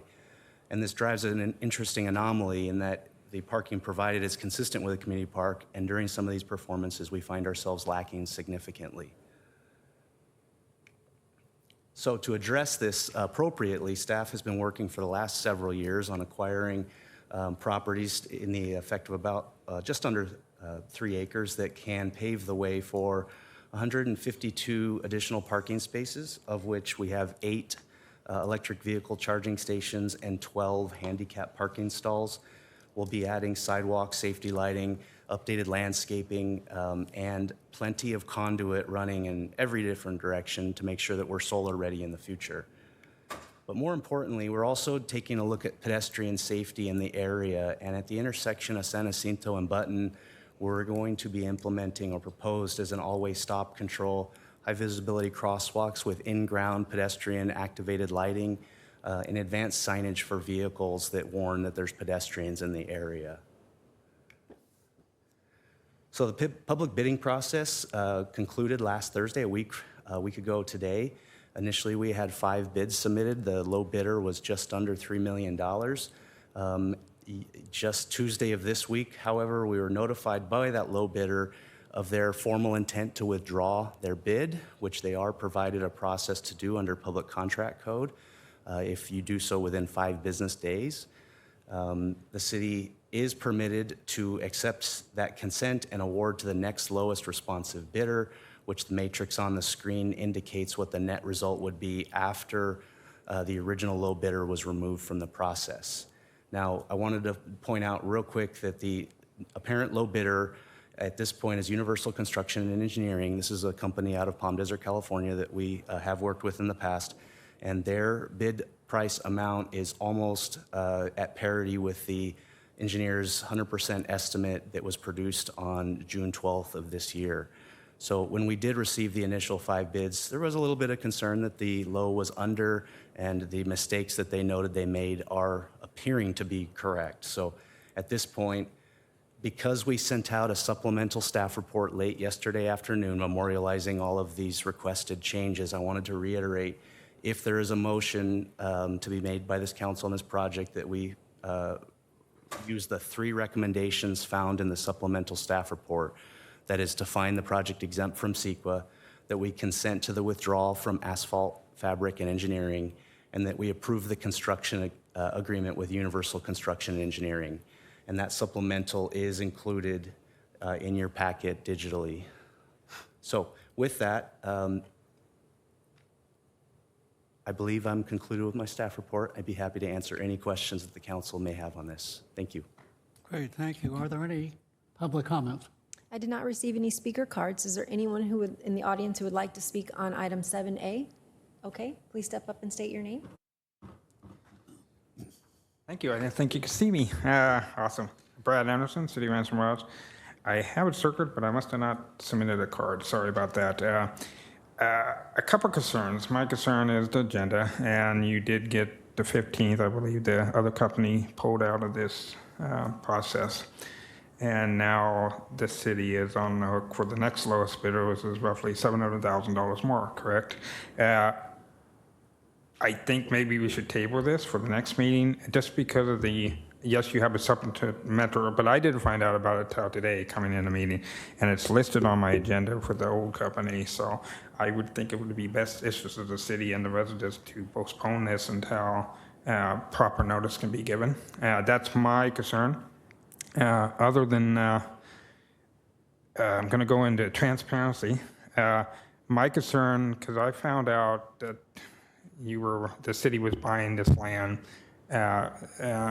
quite a while back, and I brought that up to the city, and I wish they would have told me what the intent was instead of keeping it secret or keeping it quiet in closed session, and because you're buying up property, and even if that's the city's aspect to do that, meaning the tactic or how they do it and how secret and but still, it's not the right thing to do. It's not the right thing to do to buy up a neighborhood, and whatever the issue is with the other properties in that neighborhood. Well, I guess I'm going off on the tangents again, but that's one of the closed session topics that I'm talking about when you're doing this type of years. You were saying you're doing this, so this is in the best interest of the city. The city should know about it, and I happened to find out about it. I brought it up to the council, and then you took that process of letting the public know of this type of action when it's concluded, or when it's concluded. I know a lot of people probably don't understand what I'm talking about, but. And then you took that away and gave it to the city manager to do on his own without any public disclosure or public comment, and that's concerning. And that's maybe why. But, and I want to remind people in the city that there was an easement or a well site that was sold under market, I believe, to Porcupine Ranch with easements from that Whitewater Park too. So that's an aspect of closed session that people don't know about probably. I guess I'm against that just because really we need to digest this more, the residents of the city. I want to remind everybody that the council agenda packet was over 1,000 pages this time. It's a lot to digest, and that's all I have. Thank you. Thank you for your comments. Is there anyone else who would like to speak on this item? That was the only speaker. Are there any council comments? Seeing none, I'll entertain a motion. I'll make the motion. I move that the council find the project exempt from California Environmental Quality Act, CEQA, pursuant to guidelines Section 15061B3, Section 15304, Class 4, and Section 15332, Class 32. 2, consent to the withdrawal of bid from Asphalt, Fabric, and Engineering Incorporated as complying with Public Contract Code Section 5103 And 3, approve a construction agreement with the lowest responsive bidder, Universal Construction and Engineering, in the amount of $3,430,057.39 for the expansion of the Rancho Mirage Community Park CP 22-378. Funds are available in the fiscal year 25-26 capital improvements project budget, and this is an important project. And I'll second. There's a motion and a second. Please vote.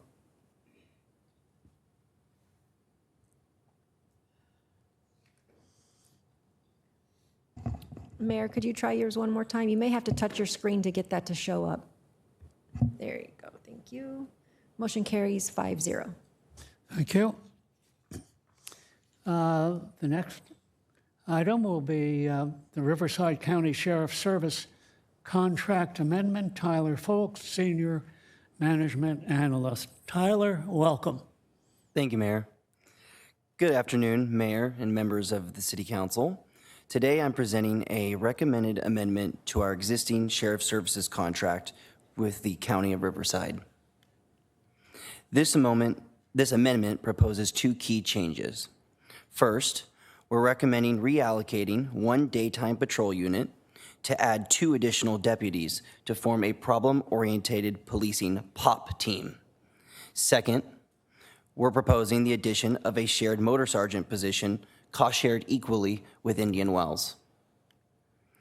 These changes are based on a recent evaluation of crime trends and staffing effectiveness.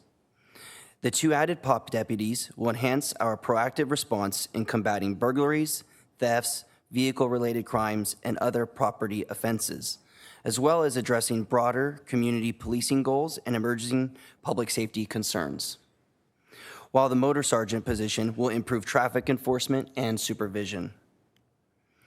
Financially, the contract amendment adds about $157,600 to our law enforcement contract costs.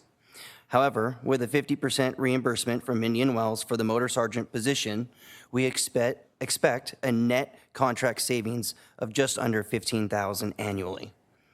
Although the adjustment results in a modest cost savings, its primary objective is to enhance the operational effectiveness by aligning law enforcement resources with Rancho Mirage's evolving public safety priorities. In summary, this amendment aligns our law enforcement deployment with the city's evolving needs, improves service delivery, and maintains fiscal responsibility.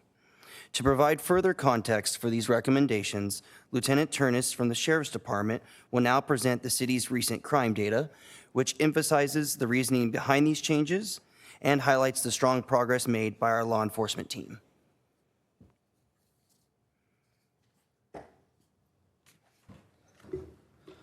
Good afternoon, Mayor, members of the City Council, and staff.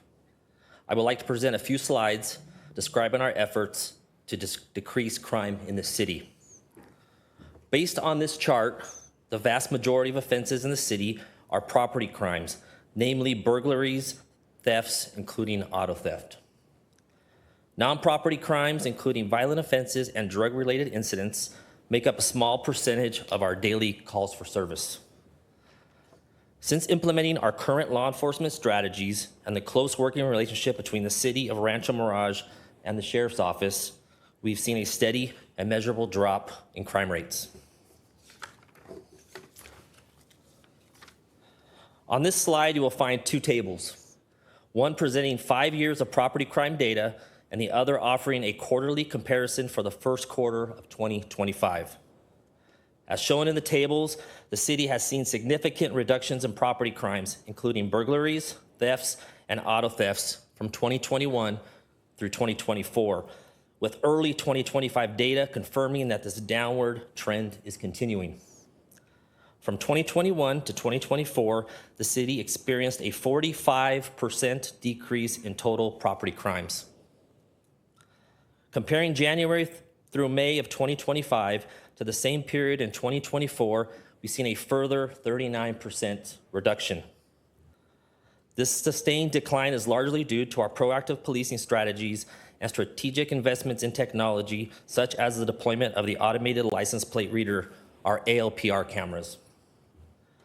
Despite this progress, property crimes remain one of our highest daily calls for service categories, as highlighted in the previous slide. The proposed addition of 2 problem-oriented policing POP deputies will enhance our ability to proactively address these offenses and further improve our clearance rates. Law enforcement clearance rates are the percentage of reported crimes that law enforcement clears by either arresting a suspect or closing the case due to other factors such as lack of cooperation by the victim.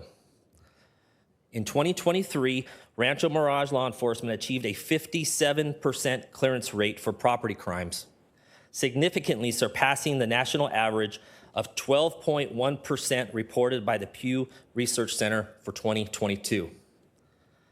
This high clearance rate indicates that more than half of reported property crimes, such as burglaries, thefts, and vehicle thefts, resulted in the identification and arrest of suspects, effectively reducing the risk of repeat offenders.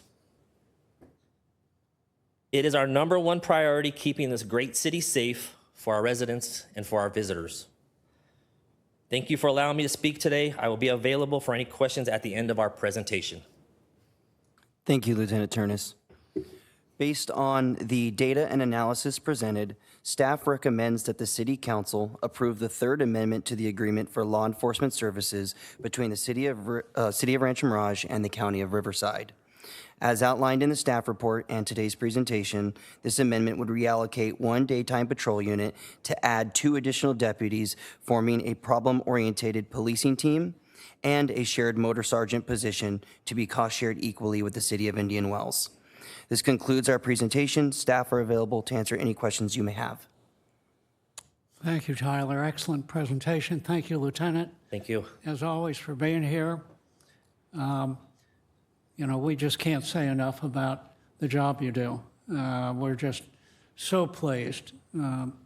And the numbers speak for themselves. Anybody that, you know, complains about crime in Rancho Mirage is missing the boat. There's going to be a certain amount of crime in every city. We can't avoid every single crime. But what you have demonstrated is how it has decreased so dramatically. And that's outstanding. And so we so appreciate that so very much. Are there any public comments on the subject? I did not receive any speaker cards. Is there anyone in the audience who would like to speak? Okay, please come up and state your name. Hi again, Brad Anderson. I have a circuit. I'm sorry I didn't do the speaker card. My intent was to do that.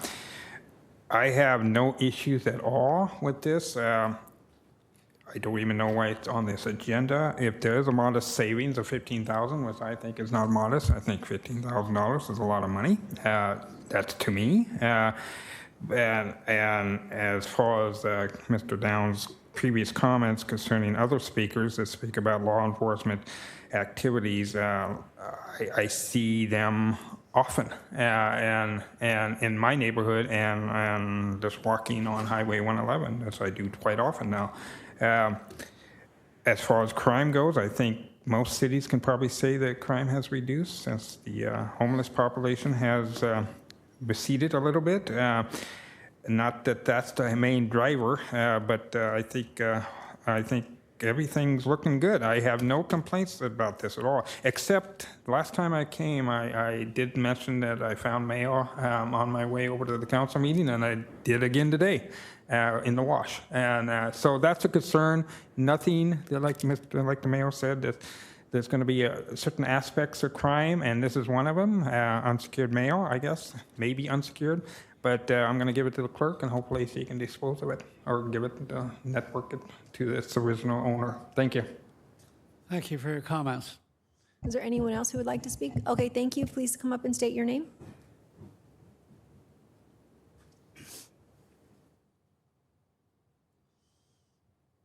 William Landis. I'd like to ask the lieutenant to address the functions of ICE out in this area. and how the sheriff's department works with the ICE, and what kind of protective measures does law enforcement, like the sheriffs, have to protect citizens from the unlawful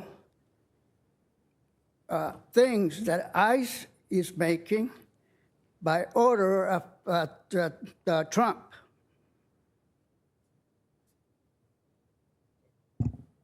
Thank you for your comments. Any other? An answer from the sheriff? It's a public comment period, not Q&A. You can go ahead and take your seat. Is there anyone else who would like to speak? That was the last speaker. Thank you. Are there any council comments? I do, Mr. Mayor. I'd first like to say to Tyler, thank you, since you've been in your new job, for these incredible work that you're doing. We didn't get reports like this before. And I want to thank Lieutenant Turnus for the incredible work that you do and all of the officers. I think that people generally in Rancho Mirage think that we live in a safe city. And sometimes you hear from people who are concerned about it. And of course, as the mayor said, there's always going to be some crime. But these statistics prove that we live in a safe city. And I think our population, our residents, expect us to maintain that. And with this modest restructuring, it sounds like we're enhancing it in order to maintain that level of public safety. So I support it, and I thank you. Thank you, Michael. Any other comments? Thank you again. We speak often about how we revere our public safety, and this is the very reason why. We appreciate your daily efforts, your constant monitoring, maintaining, and helping our city thrive. We appreciate it. I'd like to comment on the execution of a great plan of partnering with the neighboring city to provide law enforcement in a more affordable way for both cities. I think that that is thinking outside the box, and I think that's the future for fiscal responsibility. So thank you for whoever at staff level and at the sheriff's department that was able to negotiate that, and their city council. We greatly appreciate partnerships like that for two smaller cities that can share resources. And of course, you guys do a great job. These statistics were remarkable to read and observe, and I think that that's really, really valuable for our citizens to be aware of, because I think there sometimes is a misleading message that the world's becoming more and more unsafe, but Rancho Mirage is not, so that's great. Thank you. Yeah, we do have some excellent collaboration between the cities, without a doubt. Any other council comments? I do. Thank you, Mr. Mayor. So public safety should be job one for any city council, and for this city council, we take this job very, very seriously. So we intend to do everything we can to provide the best law enforcement services, fire services, and emergency medical services to our city. Now, in past years, it was typical for Rancho Mirage violent crime rate to be marginally above the average for the Coachella Valley. It was also the case, for violent crime to be marginally below the average for the Coachella Valley. It was typical for our property crime rates to be marginally above the rates for the entire Coachella Valley. And I think there were some general reasons for this that kind of make sense if you think about them. So in this city, the average household income is higher than the average for the rest of the Coachella Valley, roughly about 30% or so higher. And in this city, our average home values are also higher than the average for the rest of the Coachella Valley, again, roughly about 30% higher. And it's also the case that people love to live in this city, so we have a larger than average number of second homes in the city. So what that means is that we have a large number of expensive homes filled with expensive things that end up being vacant for large portions of the year. So what that also means is that for a burglar, we are a target-rich environment. So what do you do about that? Well, what you do about that, I think, is that you put as many law enforcement officers on the street as you can, and you provide them with the tools that they need to get the job done. And I think we have done that over the last couple of years in this city. So A couple of years ago, we did increase law enforcement count, deputies essentially on the street, I mentioned earlier in this meeting today that the number is roughly about a little over 2 deputies per 1,000 population. And I talked about how that compares to our neighboring cities. And we also then asked law enforcement, what tools do you need to get the job done? And one of the things they told us they really, really needed was a significant increase in automated license plate readers. So a couple of years ago, I think we had maybe a couple dozen ALPRs around the city. And over the last year or so, we've increased that to, I believe the numbers are at roughly around 100 or so. Is that about right, Lieutenant? Somewhere in that neighborhood. And so as a result of those activities over the last couple of years, our crime rates have dropped dramatically. Now, I talked about a public commenter earlier in the meeting who suggested, or he talked about our crime rate right here at this podium within the last month or so.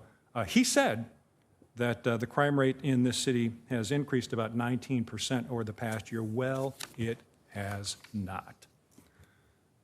Every year since 2021, the property crime rate is down. So down 13% 2021 versus 2022 based on the numbers Tyler just showed us. Down 15% 2022 versus 23, down 27% 23 versus 24, and down 39% for the first 5 months of this year versus last. So the stats show that the actions that this council has taken in terms of more deputies and better tools have provided great results for our residents. We've got a great partnership with our Sheriff's Department team. We value that partnership, and we intend to continue to broaden that partnership in the years to come. Now, a word of caution. Because of the added expense of more deputies and better tools, along with substantial increases in inflation in recent years, our public safety costs have been growing at double-digit rates in recent years, but our city revenues have only been growing at low single-digit rates. That's been going on for several years now. Now, public safety is the largest component of our expense budget, and this disparity between the increase in public safety cost at a double-digit level and only a single-digit level in the increase in revenues, sooner or later something has to happen about that. And all I'm suggesting is, with respect to that disparity, we have to engage in a conversation about it. I don't know what the answer is, but I'm sure that we'll figure that out in the coming months and years. But it's an issue that we are going to have to address. And I think we will find a way to do that. So thank you, Mr. Mayor. Thank you, Steve, for your comments. Are there any other council comments? Seeing none, I'll entertain a motion. I'll make the motion that we approve the Third Amendment to the Agreement for Law Enforcement Services between the City of Rancho Mirage and the County of Riverside. I'll second the motion. There is a motion and a second before vote. The city manager would like to make a comment. Thanks, Mayor. Just real quick. So being involved and seeing the activity of our law enforcement on a day-to-day basis is quite eye-opening, and I wish every person could see what I see every day. And behind these numbers, they're great numbers, but behind those numbers is a lot of hard work and dedication by the staff on the streets. We have some of those members in our audience today that are directly, their efforts and dedication are a direct result of those numbers that you see. And we have great personnel assigned to the City of Rancho Mirage from the Sheriff's Department.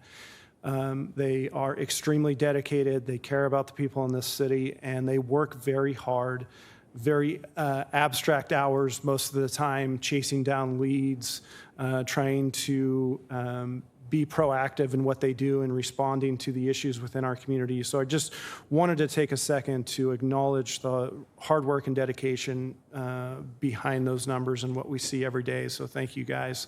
A few of them are moving on. As is typical within our service, when they start doing a good job, that means they're getting promoted and moving on to other things, but it's great for them personally. Some of them are sticking around, but just the great work that they do, it's been a pleasure to work with you guys, and thank you for all of that. And then just to close, no City of Rancho Mirage personnel or assets are involved with immigration enforcement. Thank you, Mayor. Thank you for the comments. Obviously, I think everybody on this dais echoes those statements. So thank you so much. We have a motion and a second. Please vote.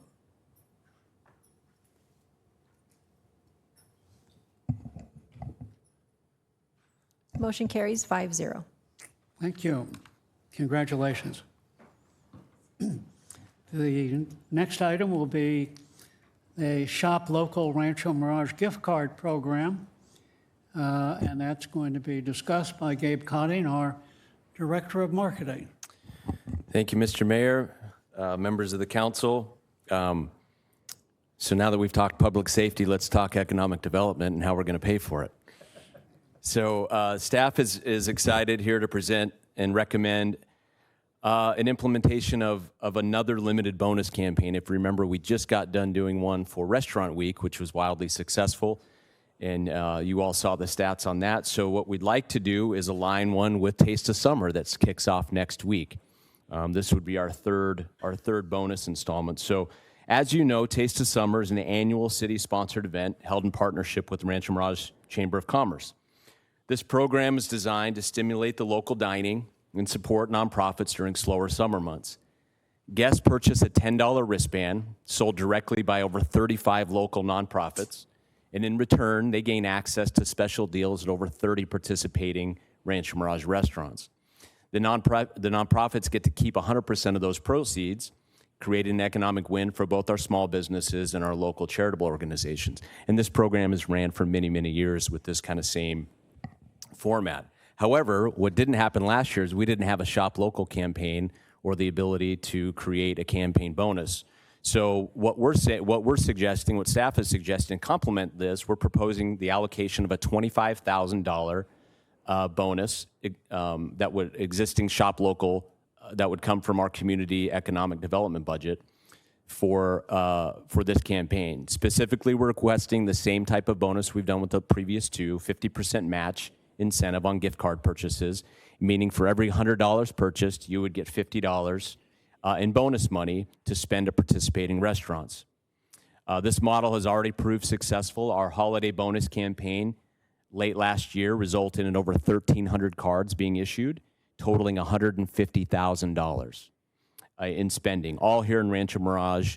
At those, we're up to 62 participating businesses now, 30 plus restaurants.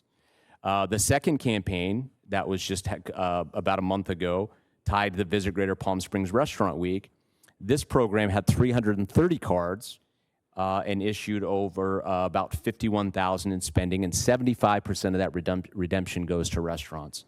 So given the continued popularity and impact of the Shop Local program, we believe this bonus will once again help stimulate spending during one of the slowest business periods of the year and further support the goals of Taste of Summer. We respectfully recommend approval of a $25,000 bonus campaign to keep local dollars circulating, support our business community, and enhance the success of the Taste of Summer Rancho Mirage. This concludes my presentation. I'm available to answer any questions. Thank you, Gabe. Are there any public comments? I did not receive any speaker cards. Is there anyone in the audience who would like to speak on item 7C? No speakers. Thank you. Are there any council comments? Well, I will, Mr. Mayor. Thank you. I think it's an outstanding program, and I look forward to approving it. Yes. As James Brownyard mentioned to us a short while ago, Katie and her team are moving offices today. Otherwise, I'm pretty sure she would be here to talk about this and to let us know just how important these programs have been to our business community. So since she's not here, I'll sort of fill in for her and tell you and tell all of us how grateful our business community is for the work that we do with this gift card program. So I think it's terrific that we're doing this. I know that our business community, and particularly our restaurants, very much appreciate what we do with the gift card program. So if there's anybody else who wants to make a comment, otherwise, continue. I'll go ahead and make the motion that the council approve implementation of a Shop Local Rancho Mirage gift card bonus program to coincide with Taste of Summer Rancho Mirage, July 24 to August 17, 2025, utilizing a $25,000 bonus fund to provide a 50% match incentive on gift card purchases. I'll second. There is a motion and a second. Please vote.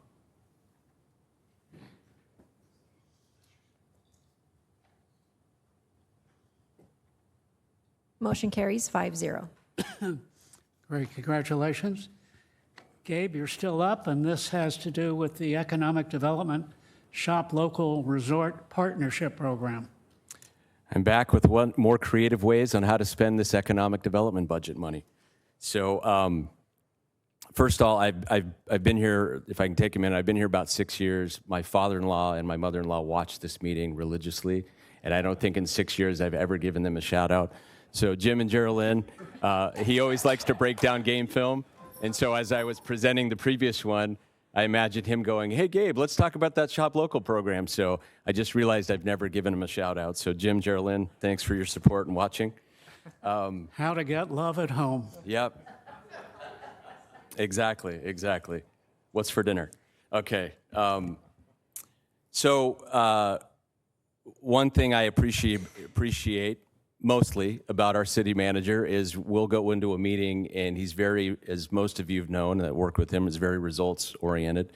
So we've, when he first brought up this program, when we first learned about this program, he came to our team and said, hey, I kind of like what I'm hearing about this program. I'd like for you to dig into the Shop Local program. We dug in, kind of gave him some stats, and our team all agreed, man, this could really benefit our business. And we've been really pleased with the results so far. To the fact that even Yifty, the gift card platform, have asked us to do some testimonials and some endorsements and some best practices for how we've been able to do this. So at a recent meeting, Isaiah and I met with our resorts, and out of that meeting, they said, hey, we could really use some help with our October and shoulder season. And so kind of what we're proposing to here is kind of is something that Isaiah kind of brought up as an idea and asked us to kind of workshop. So I'm here to kind of present an opportunity that we're kind of calling the Economic Development Shop Local Resort Partnership Program. And this would be designed to challenge, the lower occupancy rates during the fall shoulder season and provide a targeted, cost-effective solution that benefits our resorts, local businesses, and city revenues.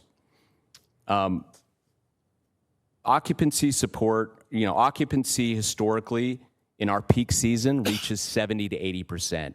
We're kind of right in line with the whole valley. So in peak season, the Januaries, Februaries, Marches, our hotels are getting to 80%, and they're doing fine.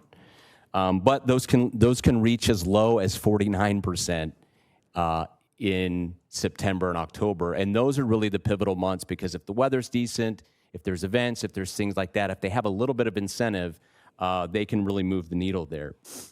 So this represents a clear opportunity to intervene with a solution that builds on something that's already working in the economic development area, and that's already that's our Shop Local Rancho Mirage gift card.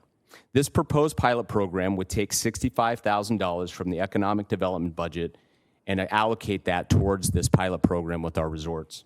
The goal is to help stimulate bookings during that slower months. Resorts would distribute Shop Local gift cards, e-gift cards, to guests who check in for weekday stays. Funding distribution to resorts would be based on factors such as their daily average rate, their occupancy levels, and their TOT contributions. When we originally pitched this to the GMs, they were all supportive of it. So here's kind of why it matters, and here's why we think this could be a good test run. A modest 5% increase during those months would generate approximately 60 to 70,000 in TOT, which essentially would be offset the full cost of what we're suggesting and allocate for this program.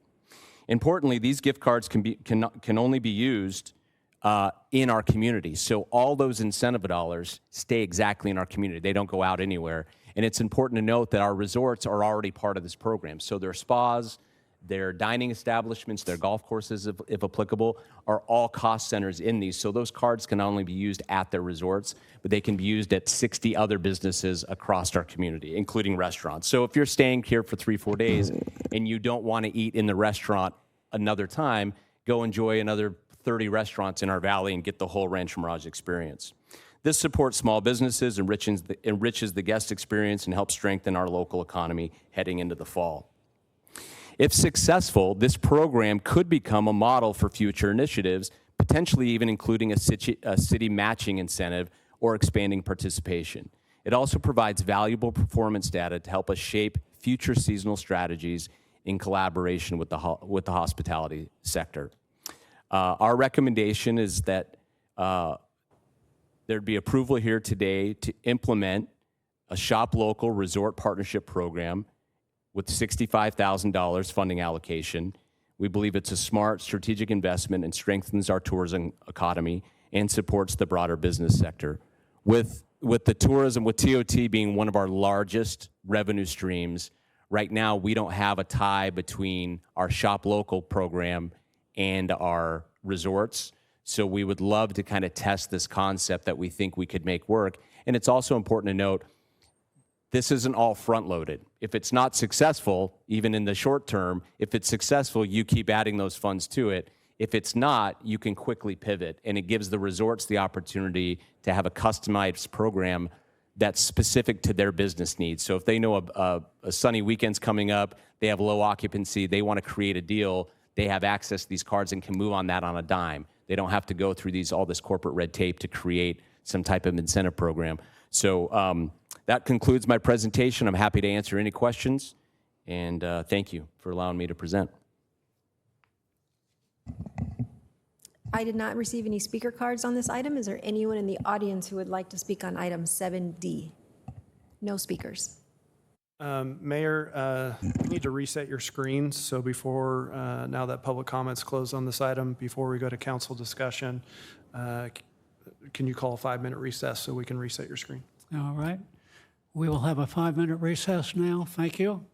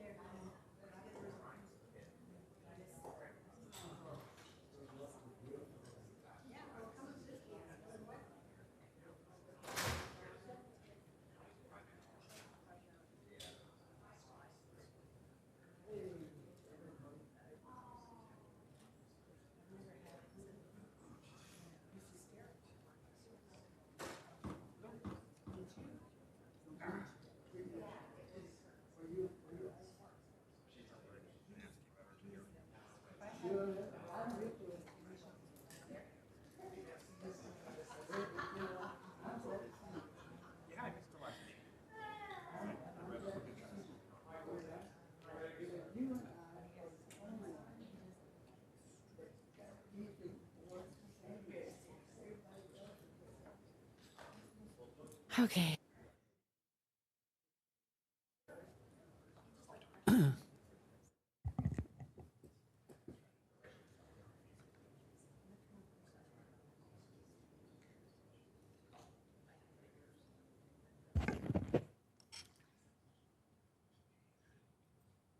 Okay, on item 7B, the, again, economic development, shop local.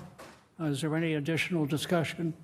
I'd like to say really quickly to the marketing department, great work.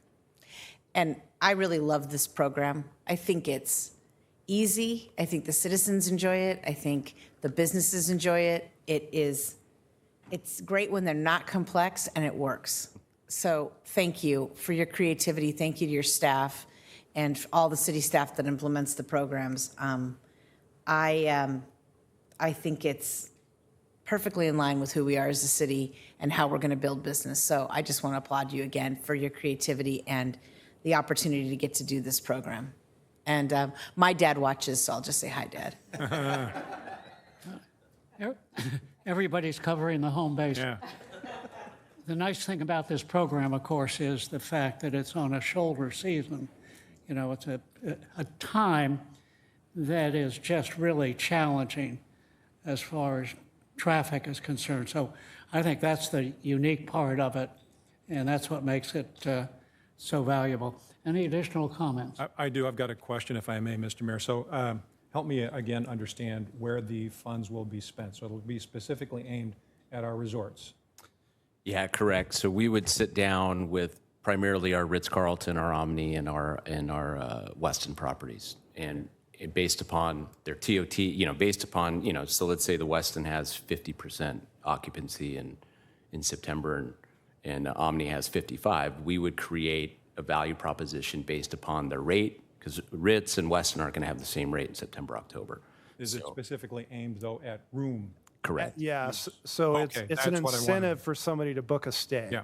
So, kind of what we've talked about with the resort general managers is during this period of the year, they can usually do okay on weekends. So we're not going to subsidize room stays on weekends. This will be a midweek and it'll be advertised by the resorts. Hey, book a night or two with us midweek and get a local, gift card. Yes, that can be used on site. So some people will choose to use that on site at the resort, but it can also be used off-site at any of our other businesses that participate in the program. So according to the resort general managers, programs like this, in their opinion, go a long way in getting customers to book at their specific resorts. Because usually somebody's already looking at the Coachella Valley. That decision's been made. Now it's, hey, where do I want to be? And so they felt like that a program like this, where upon check-in, they're going to get their local gift card, and then they can choose where to use that, will really help them be able to market and attract that business to them. Kind of from a staff perspective, since this is the first time that we're trying to kind of merge, let's drive TOT and people to our resorts with this Shop Local program, we said, hey, we think that this is going to work, but let's measure the results. And if it does work, which I suspect it will, then in the future, we have real data, and then we go to those resorts, and you might find that we, because the resorts are winning, they're getting more customers, they're doing more business, and we can say, hey, let's go in this 50-50, and you're essentially operating, a mini BOGO program. And they get skin in the game, and we have skin in the game. At the end of the day, that money can still only be used at our, businesses that are signed up for the program. So it's, I think, a unique opportunity to partner with our resorts, help them during a difficult period. Let's drive some new business to them. At the same time, the only place you can spend this money is in our local businesses. So we're pretty excited about the prospect of how this goes, but we're going to measure the results, and we'll be able to report back and report on how the program did. Okay, good. And I recall when we instituted the gift card program some time back, that's exactly what we talked about, is at specific times of the year aimed at specific businesses in our community. So this achieves that objective. And it's also the case that, if I recall the numbers, for the most part, our gift card program up to now has been utilized at our restaurants. So this is a way in which for us to expand the program to specifically our hotels. So, okay, good job. Appreciate that. Thank you for answering the question. I think we all agree with that. Any other council comments? I do, just briefly. First, I'd like to give a shout out to Gabe's mother-in-law and father-in-law. But I'd also like to give a shout out to Gabe because at least for the last couple of years, we've been talking up here about economic development and the plans for that. And then when you look at our budget, where fully 50% of our revenue is from TOT and sales tax, this seems like a no-brainer, and I think it's an excellent idea. So thank you for developing this. Any other comments? Any other family members that want to be covered? Well, I should acknowledge our team. Our team has done a fantastic job. So they may not be blood family, but they, Tyler, Alex, Kai, Haley, and Lori, our team has worked really hard to get this program. And the IFTI platform has said there's not many places and communities that put this much firepower into a program like this. So these guys have knocked on doors, and our chamber partners have been great as well. So it's taken a big group effort, and it's great to see the fruit pay off. So thank you for the endorsements. Well, it Thank is you, a Gabe. team. And by the way, I don't have to shout out over the screen to a family member. She's right here. And by the way, she also was referred to by my good colleague Eve as having the worst job in the desert for being married to me yesterday. You learned something very important. I guess so. That being said, may I impose upon anyone I here think to make... you've lost full control of this meeting. I will get us back. I will make the upon motion and anybody get to us make a back on motion track. here. I make the motion to approve the implementation of an economic development shop local resort partnership program, that's a mouthful, and authorize the allocation of $65,000 to support occupancy incentives at Rancho Mirage Resorts during the September to October 2025 shoulder season. Second. There is a motion and a second. Please vote. Motion carries 5-0. Okay. That concludes the formal portion of our agenda. We'll now go to non-agenda public comments. Again, an opportunity for the public to speak on issues not on the agenda for a maximum of 3 minutes per speaker. Should you approach the 3-minute point, I will ask you to conclude your comments. Are there any requests? Yes, first speaker is Deborah Miller.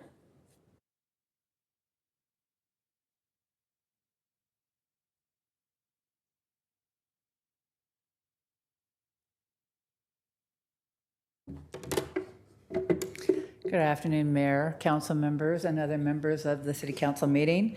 I'm a resident of a manufactured home community here in the city. Part of our rules is that we have to maintain the landscaping of the property we rent from the property owners, which means we have to pay for landscapers and gardeners to maintain our properties. However, every year we have been instructed by our property owners that our palm trees need to be trimmed, and the property owners use their own vendor and charge those of us who have these trees on our space. We were given no options in the past. This year, the residents were given the option to use the property owner's vendor or one of our own. To use our own vendor, we had to provide to the owners the vendor's business license, insurance, and for them to be bonded. However, if we did not have our trees trimmed by a certain date, the property owners would have their vendor take care of it and charge our resident. Just to note, we were given less than 30 days' notice to get this service done in time. I discovered during this process that the vendor that the property owners utilize does not have current licenses at all. Not a current contractor's license for the state of California, which was suspended by the state on 3/31/2025, nor a City of Rancho Mirage business license. I contacted your building and safety department to inquire about whether or not this vendor was allowed to even work in Rancho Mirage. On my first phone call, I was told that the city would send out code enforcement to ascertain the situation. It was at this time that I was informed that this vendor did not have a city business license for this year, nor had they ever had a city business license, and they have been working on our property for at least the last 10 years that I have lived there. FYI, I could not find any documentation that this company even has a city business license for the city that they are located in. After a week with no visit from your code enforcement representative, I contacted your building and safety department again, and spoke to a different person and was told that code enforcement doesn't take care of this type of situation and that they basically weren't worried about them having a city business license.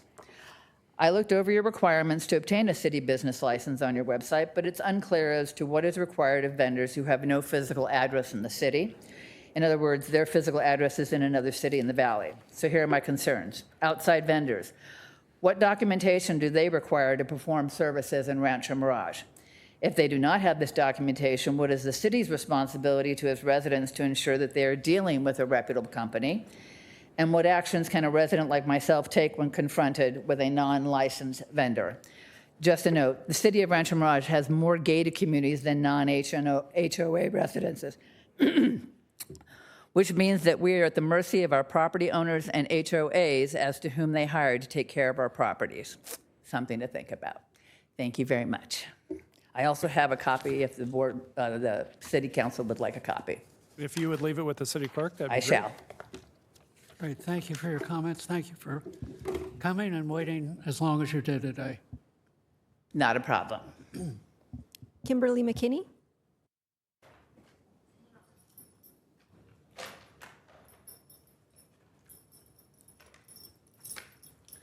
Thank you for having me, Mr. Mayor and City Council. I'm Kimberly McKinney from Guide Dogs of the Desert, and you've all observed Arlo. Arlo, I'm his breeder host for Guide Dogs of the Desert, which means that he's goes to work with me, he goes home with me, and he's mine, but he's not legally mine. He belongs to the Guide Dogs of the Desert. They take care of all his grooming, which he needs right now, and they also take care of all his vet bills while he's a breeder. So he's 2.5 years old. He's been raised by puppy raisers, some maybe even here in Rancho Mirage. We have over 250 volunteers that volunteer Guide Dogs of the Desert, mostly to take our puppies. We have Labradors and we have poodles. They take them at 3 months. They take them home. They do 8 weeks of classes online or in person on our campus in Whitewater. And then they bring them back in 18 months or 2 years. And at that time, they're assessed. They're either going into training to be a guide dog. Not all dogs want to be guide dogs. Some of them want to do their own thing. So, but they're trained so well that they're canine support. So right now we have 2 in Palm Springs, 1 fire, 1 police department. We just retired 1 in Desert Hot Springs. Orange County has probably 10 of our dogs in various offices. Okay. Oh, he watches TV. He's seen me on TV. He does.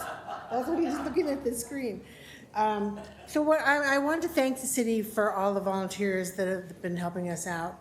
We're redoing a lot of our website and all of our programs, and we just have a new board member, Mary Willis, who's known in the city of Rancho Mirage, and another board member is Guido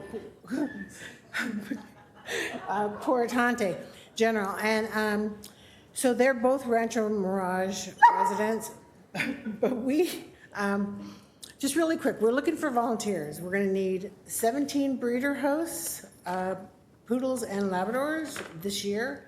We're gonna need probably 30 or 40 more puppy raisers. That commitment is 2 years. I didn't catch the superintendent, but I'm going to, because students get 4 hours a day puppy raising. So on college applications, it looks pretty good. They have tons. But also, we're another resource. We have a huge auditorium in Whitewater. The view is spectacular. And if you have any businesses or people that are looking for a cheap venue, they can come up. We also have dormitories for our blind, our 11 minutes. Anyway, so we'll invite you to a graduation in October for our dogs that have been trained and have been working with their people for 28 days. So, and I'll come back with a new presentation soon. But thank you for having me and putting up with him all day long. Thank you for coming. Thank you for your comments. Guide Dogs is a wonderful organization. Yeah, if you We have any appreciate you being here. Thank you. Brad Anderson?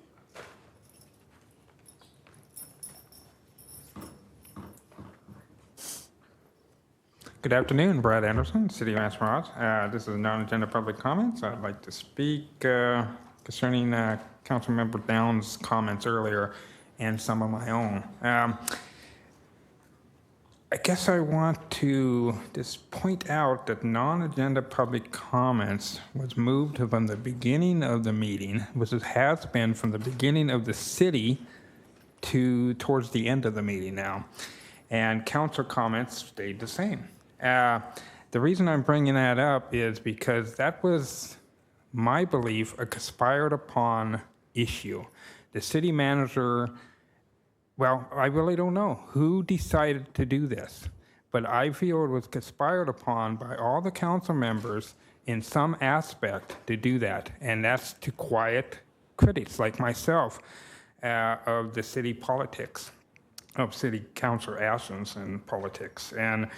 And speaking of closed session items, which you will be having another one today, another conspired upon aspect where you're going to go into closed session and then come back into action session for the city clerk's contract, just like you did with the city manager a few meetings back.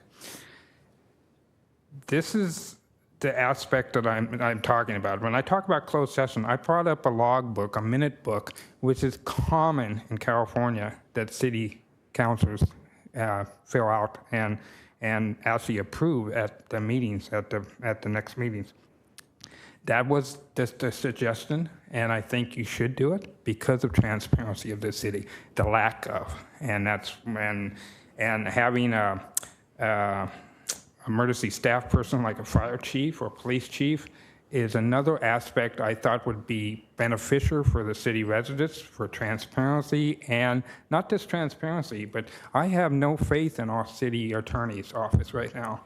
And if we could have another contracted city attorney, that would be great too, because maybe I could feel more comfortable in having closed discussion of city politics, like we're talking about land deals before, where city residents could have been swindled possibly, out of property, not knowing the aspects of what that property was going to be used for, and also you're taking out of the tax base forever, and you've done that before with other properties in the city. And Area Section 31, I have issues with that. Prior council members voting on that, and I have a somewhat issue with Mr. Downs of his location, residential location, and aspect of his community that he lives in. And it's going to get this worse from here because I love your statistics, and I will be looking into those and giving you some of mine later on. But let's add transparency to the city and maybe honor and maybe ethical standards. Thank you. Thank you for your comments. Wally Melendez?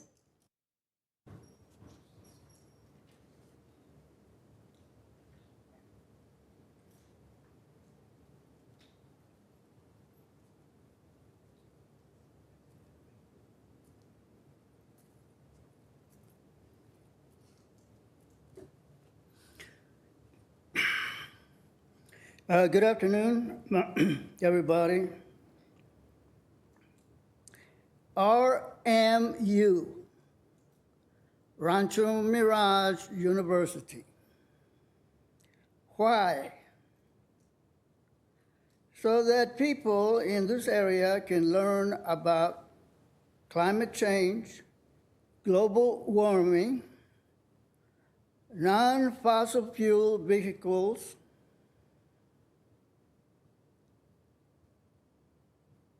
and pseudo affordable housing. You people up on the dais still don't pay attention. There is no such thing as affordable housing. What we need is equity, participatory housing. You can't put a bunch of people in an apartment complex and ask them all about their finances and so on. When people go into an apartment, it's because of a necessity. Trust me, people want to own their own home. They don't want to rent. Why would anybody want to rent and make somebody else rich?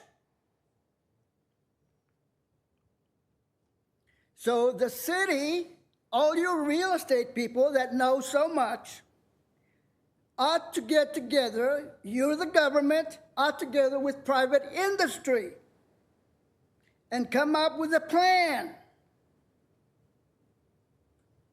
that addresses equity participatory housing. Why? Well, I'm repeating myself, but when you're a poor person, poor people, there's a lot of those up there. They don't want to make somebody else rich. They don't want to make a multi-billion-dollar company that makes this affordable housing apartment complexes. They want something for their money.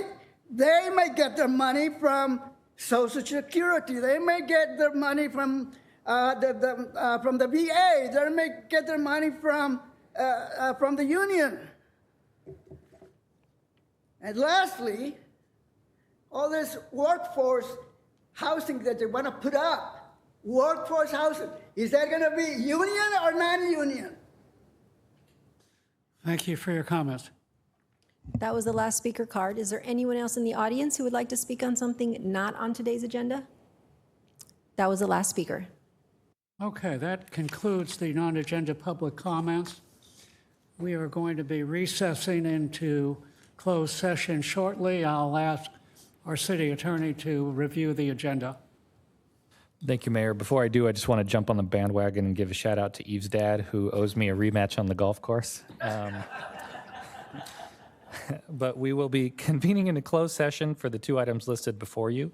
The first being conference with legal counsel, public employee performance evaluation pursuant to California Government Code Section 54957. The public employee is the city clerk / board secretary. And the second item being conference with the labor negotiator regarding unrepresented employee pursuant to California Government Code Section 54957. City representative is myself, Colin Kirkpatrick, the city attorney, and the unrepresented employee is the city clerk / board secretary. And Mayor, we do have one public comment. Brad Anderson? Thank you again, Brad Anderson, City of Rancho Mirage, and thank you for allowing the city attorney to give his counsel or give his remarks before I spoke. I'm all in favor of people making an honest and ethical living, and the city clerk, I feel, is doing a good job at what she's doing. The performance evaluation will probably see that, but I wanted to just voice my concerns about I did write them down. I did submit them last time this came up for a closed session, so if people are interested, I do have written comments to that. I had aspects of when city council races were being run and when I did the, I guess, pulling of papers aspect, and I wasn't, I guess I didn't have the a capability of being seen in a timely fashion on 2 occasions, and that could have been just it could have been a lot of aspects, but I just wanted to bring it to note that that's the issue I had, and I remember Mr. Kite using city materials in his re-election campaigns, and the city clerk should have brought that to attention. That's something that I think she should have done by using city equipment in that matter. And since the City Clerks Association or the city clerk used the City Clerks Association aspect to reduce the minutes of these proceedings of all city subcommittees, all city meetings, public meetings, that should be saving tons of money and tons of time, according to the city staff report. So I think maybe a modest increase, like the city manager received, would be in order, and that's all I have. Thank you. Thank you for your comments. That was the only speaker card. All right. That concludes the non-agenda public comments. We are now into recess for a closed session.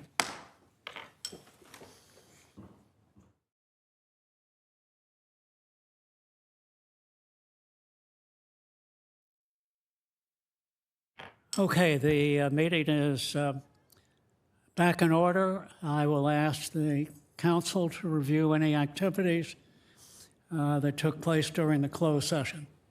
Thank you, Mayor. No reportable action, but we'll move to the action calendar to discuss the item further. Christy, do we have any public comments? Yes, Brett Anderson?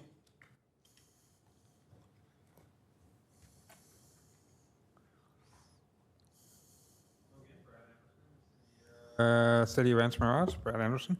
I'm complex. I don't know what's going on. We did this before where we had no reportable action, but we're in the discussion aspect of item 10A. And you asked to give my public comments. So are we going to have the council, Council Downs, I'm asking questions of the council that you can't answer. So I have nothing further to say until after you had your discussion. Thank you. Thank you for your comments. That was the only speaker. Thank you, Christy. So in closed session, the City Council tentatively offered and the City Clerk tentatively accepted, subject to City Council formal vote and potential approval of an increase in the City Clerk's salary to a total of $148,500. Also, an update to her employment agreement to increase her health savings account to the IRS maximum, as well as to sync her holiday schedule to match the MOU with the Rancho Mirage Employees Association. If so desired, the City Council can make a motion to approve the aforementioned increase in Christie's compensation package. I will make the motion. Second. There's a motion and a second to increase the compensation as per the description of council. All in favor? Or do you want to put it on the screen? Yes, please. Roll call? You want to do a roll call? It's not popping up. Oh, okay. The mayor's screen is not popping up. Okay. Councilmember Downs? Yes. Councilmember Fromberg Edelstein? Yes. Councilmember O'Keefe? Yes. Mayor Pro Tem Mulatto? Yes. And Mayor Weil? Yes. Motion carries 5-0. Okay. Congratulations, Christy. Is there any other issues? No, we're done. Okay. That concludes the matter. This meeting is now adjourned.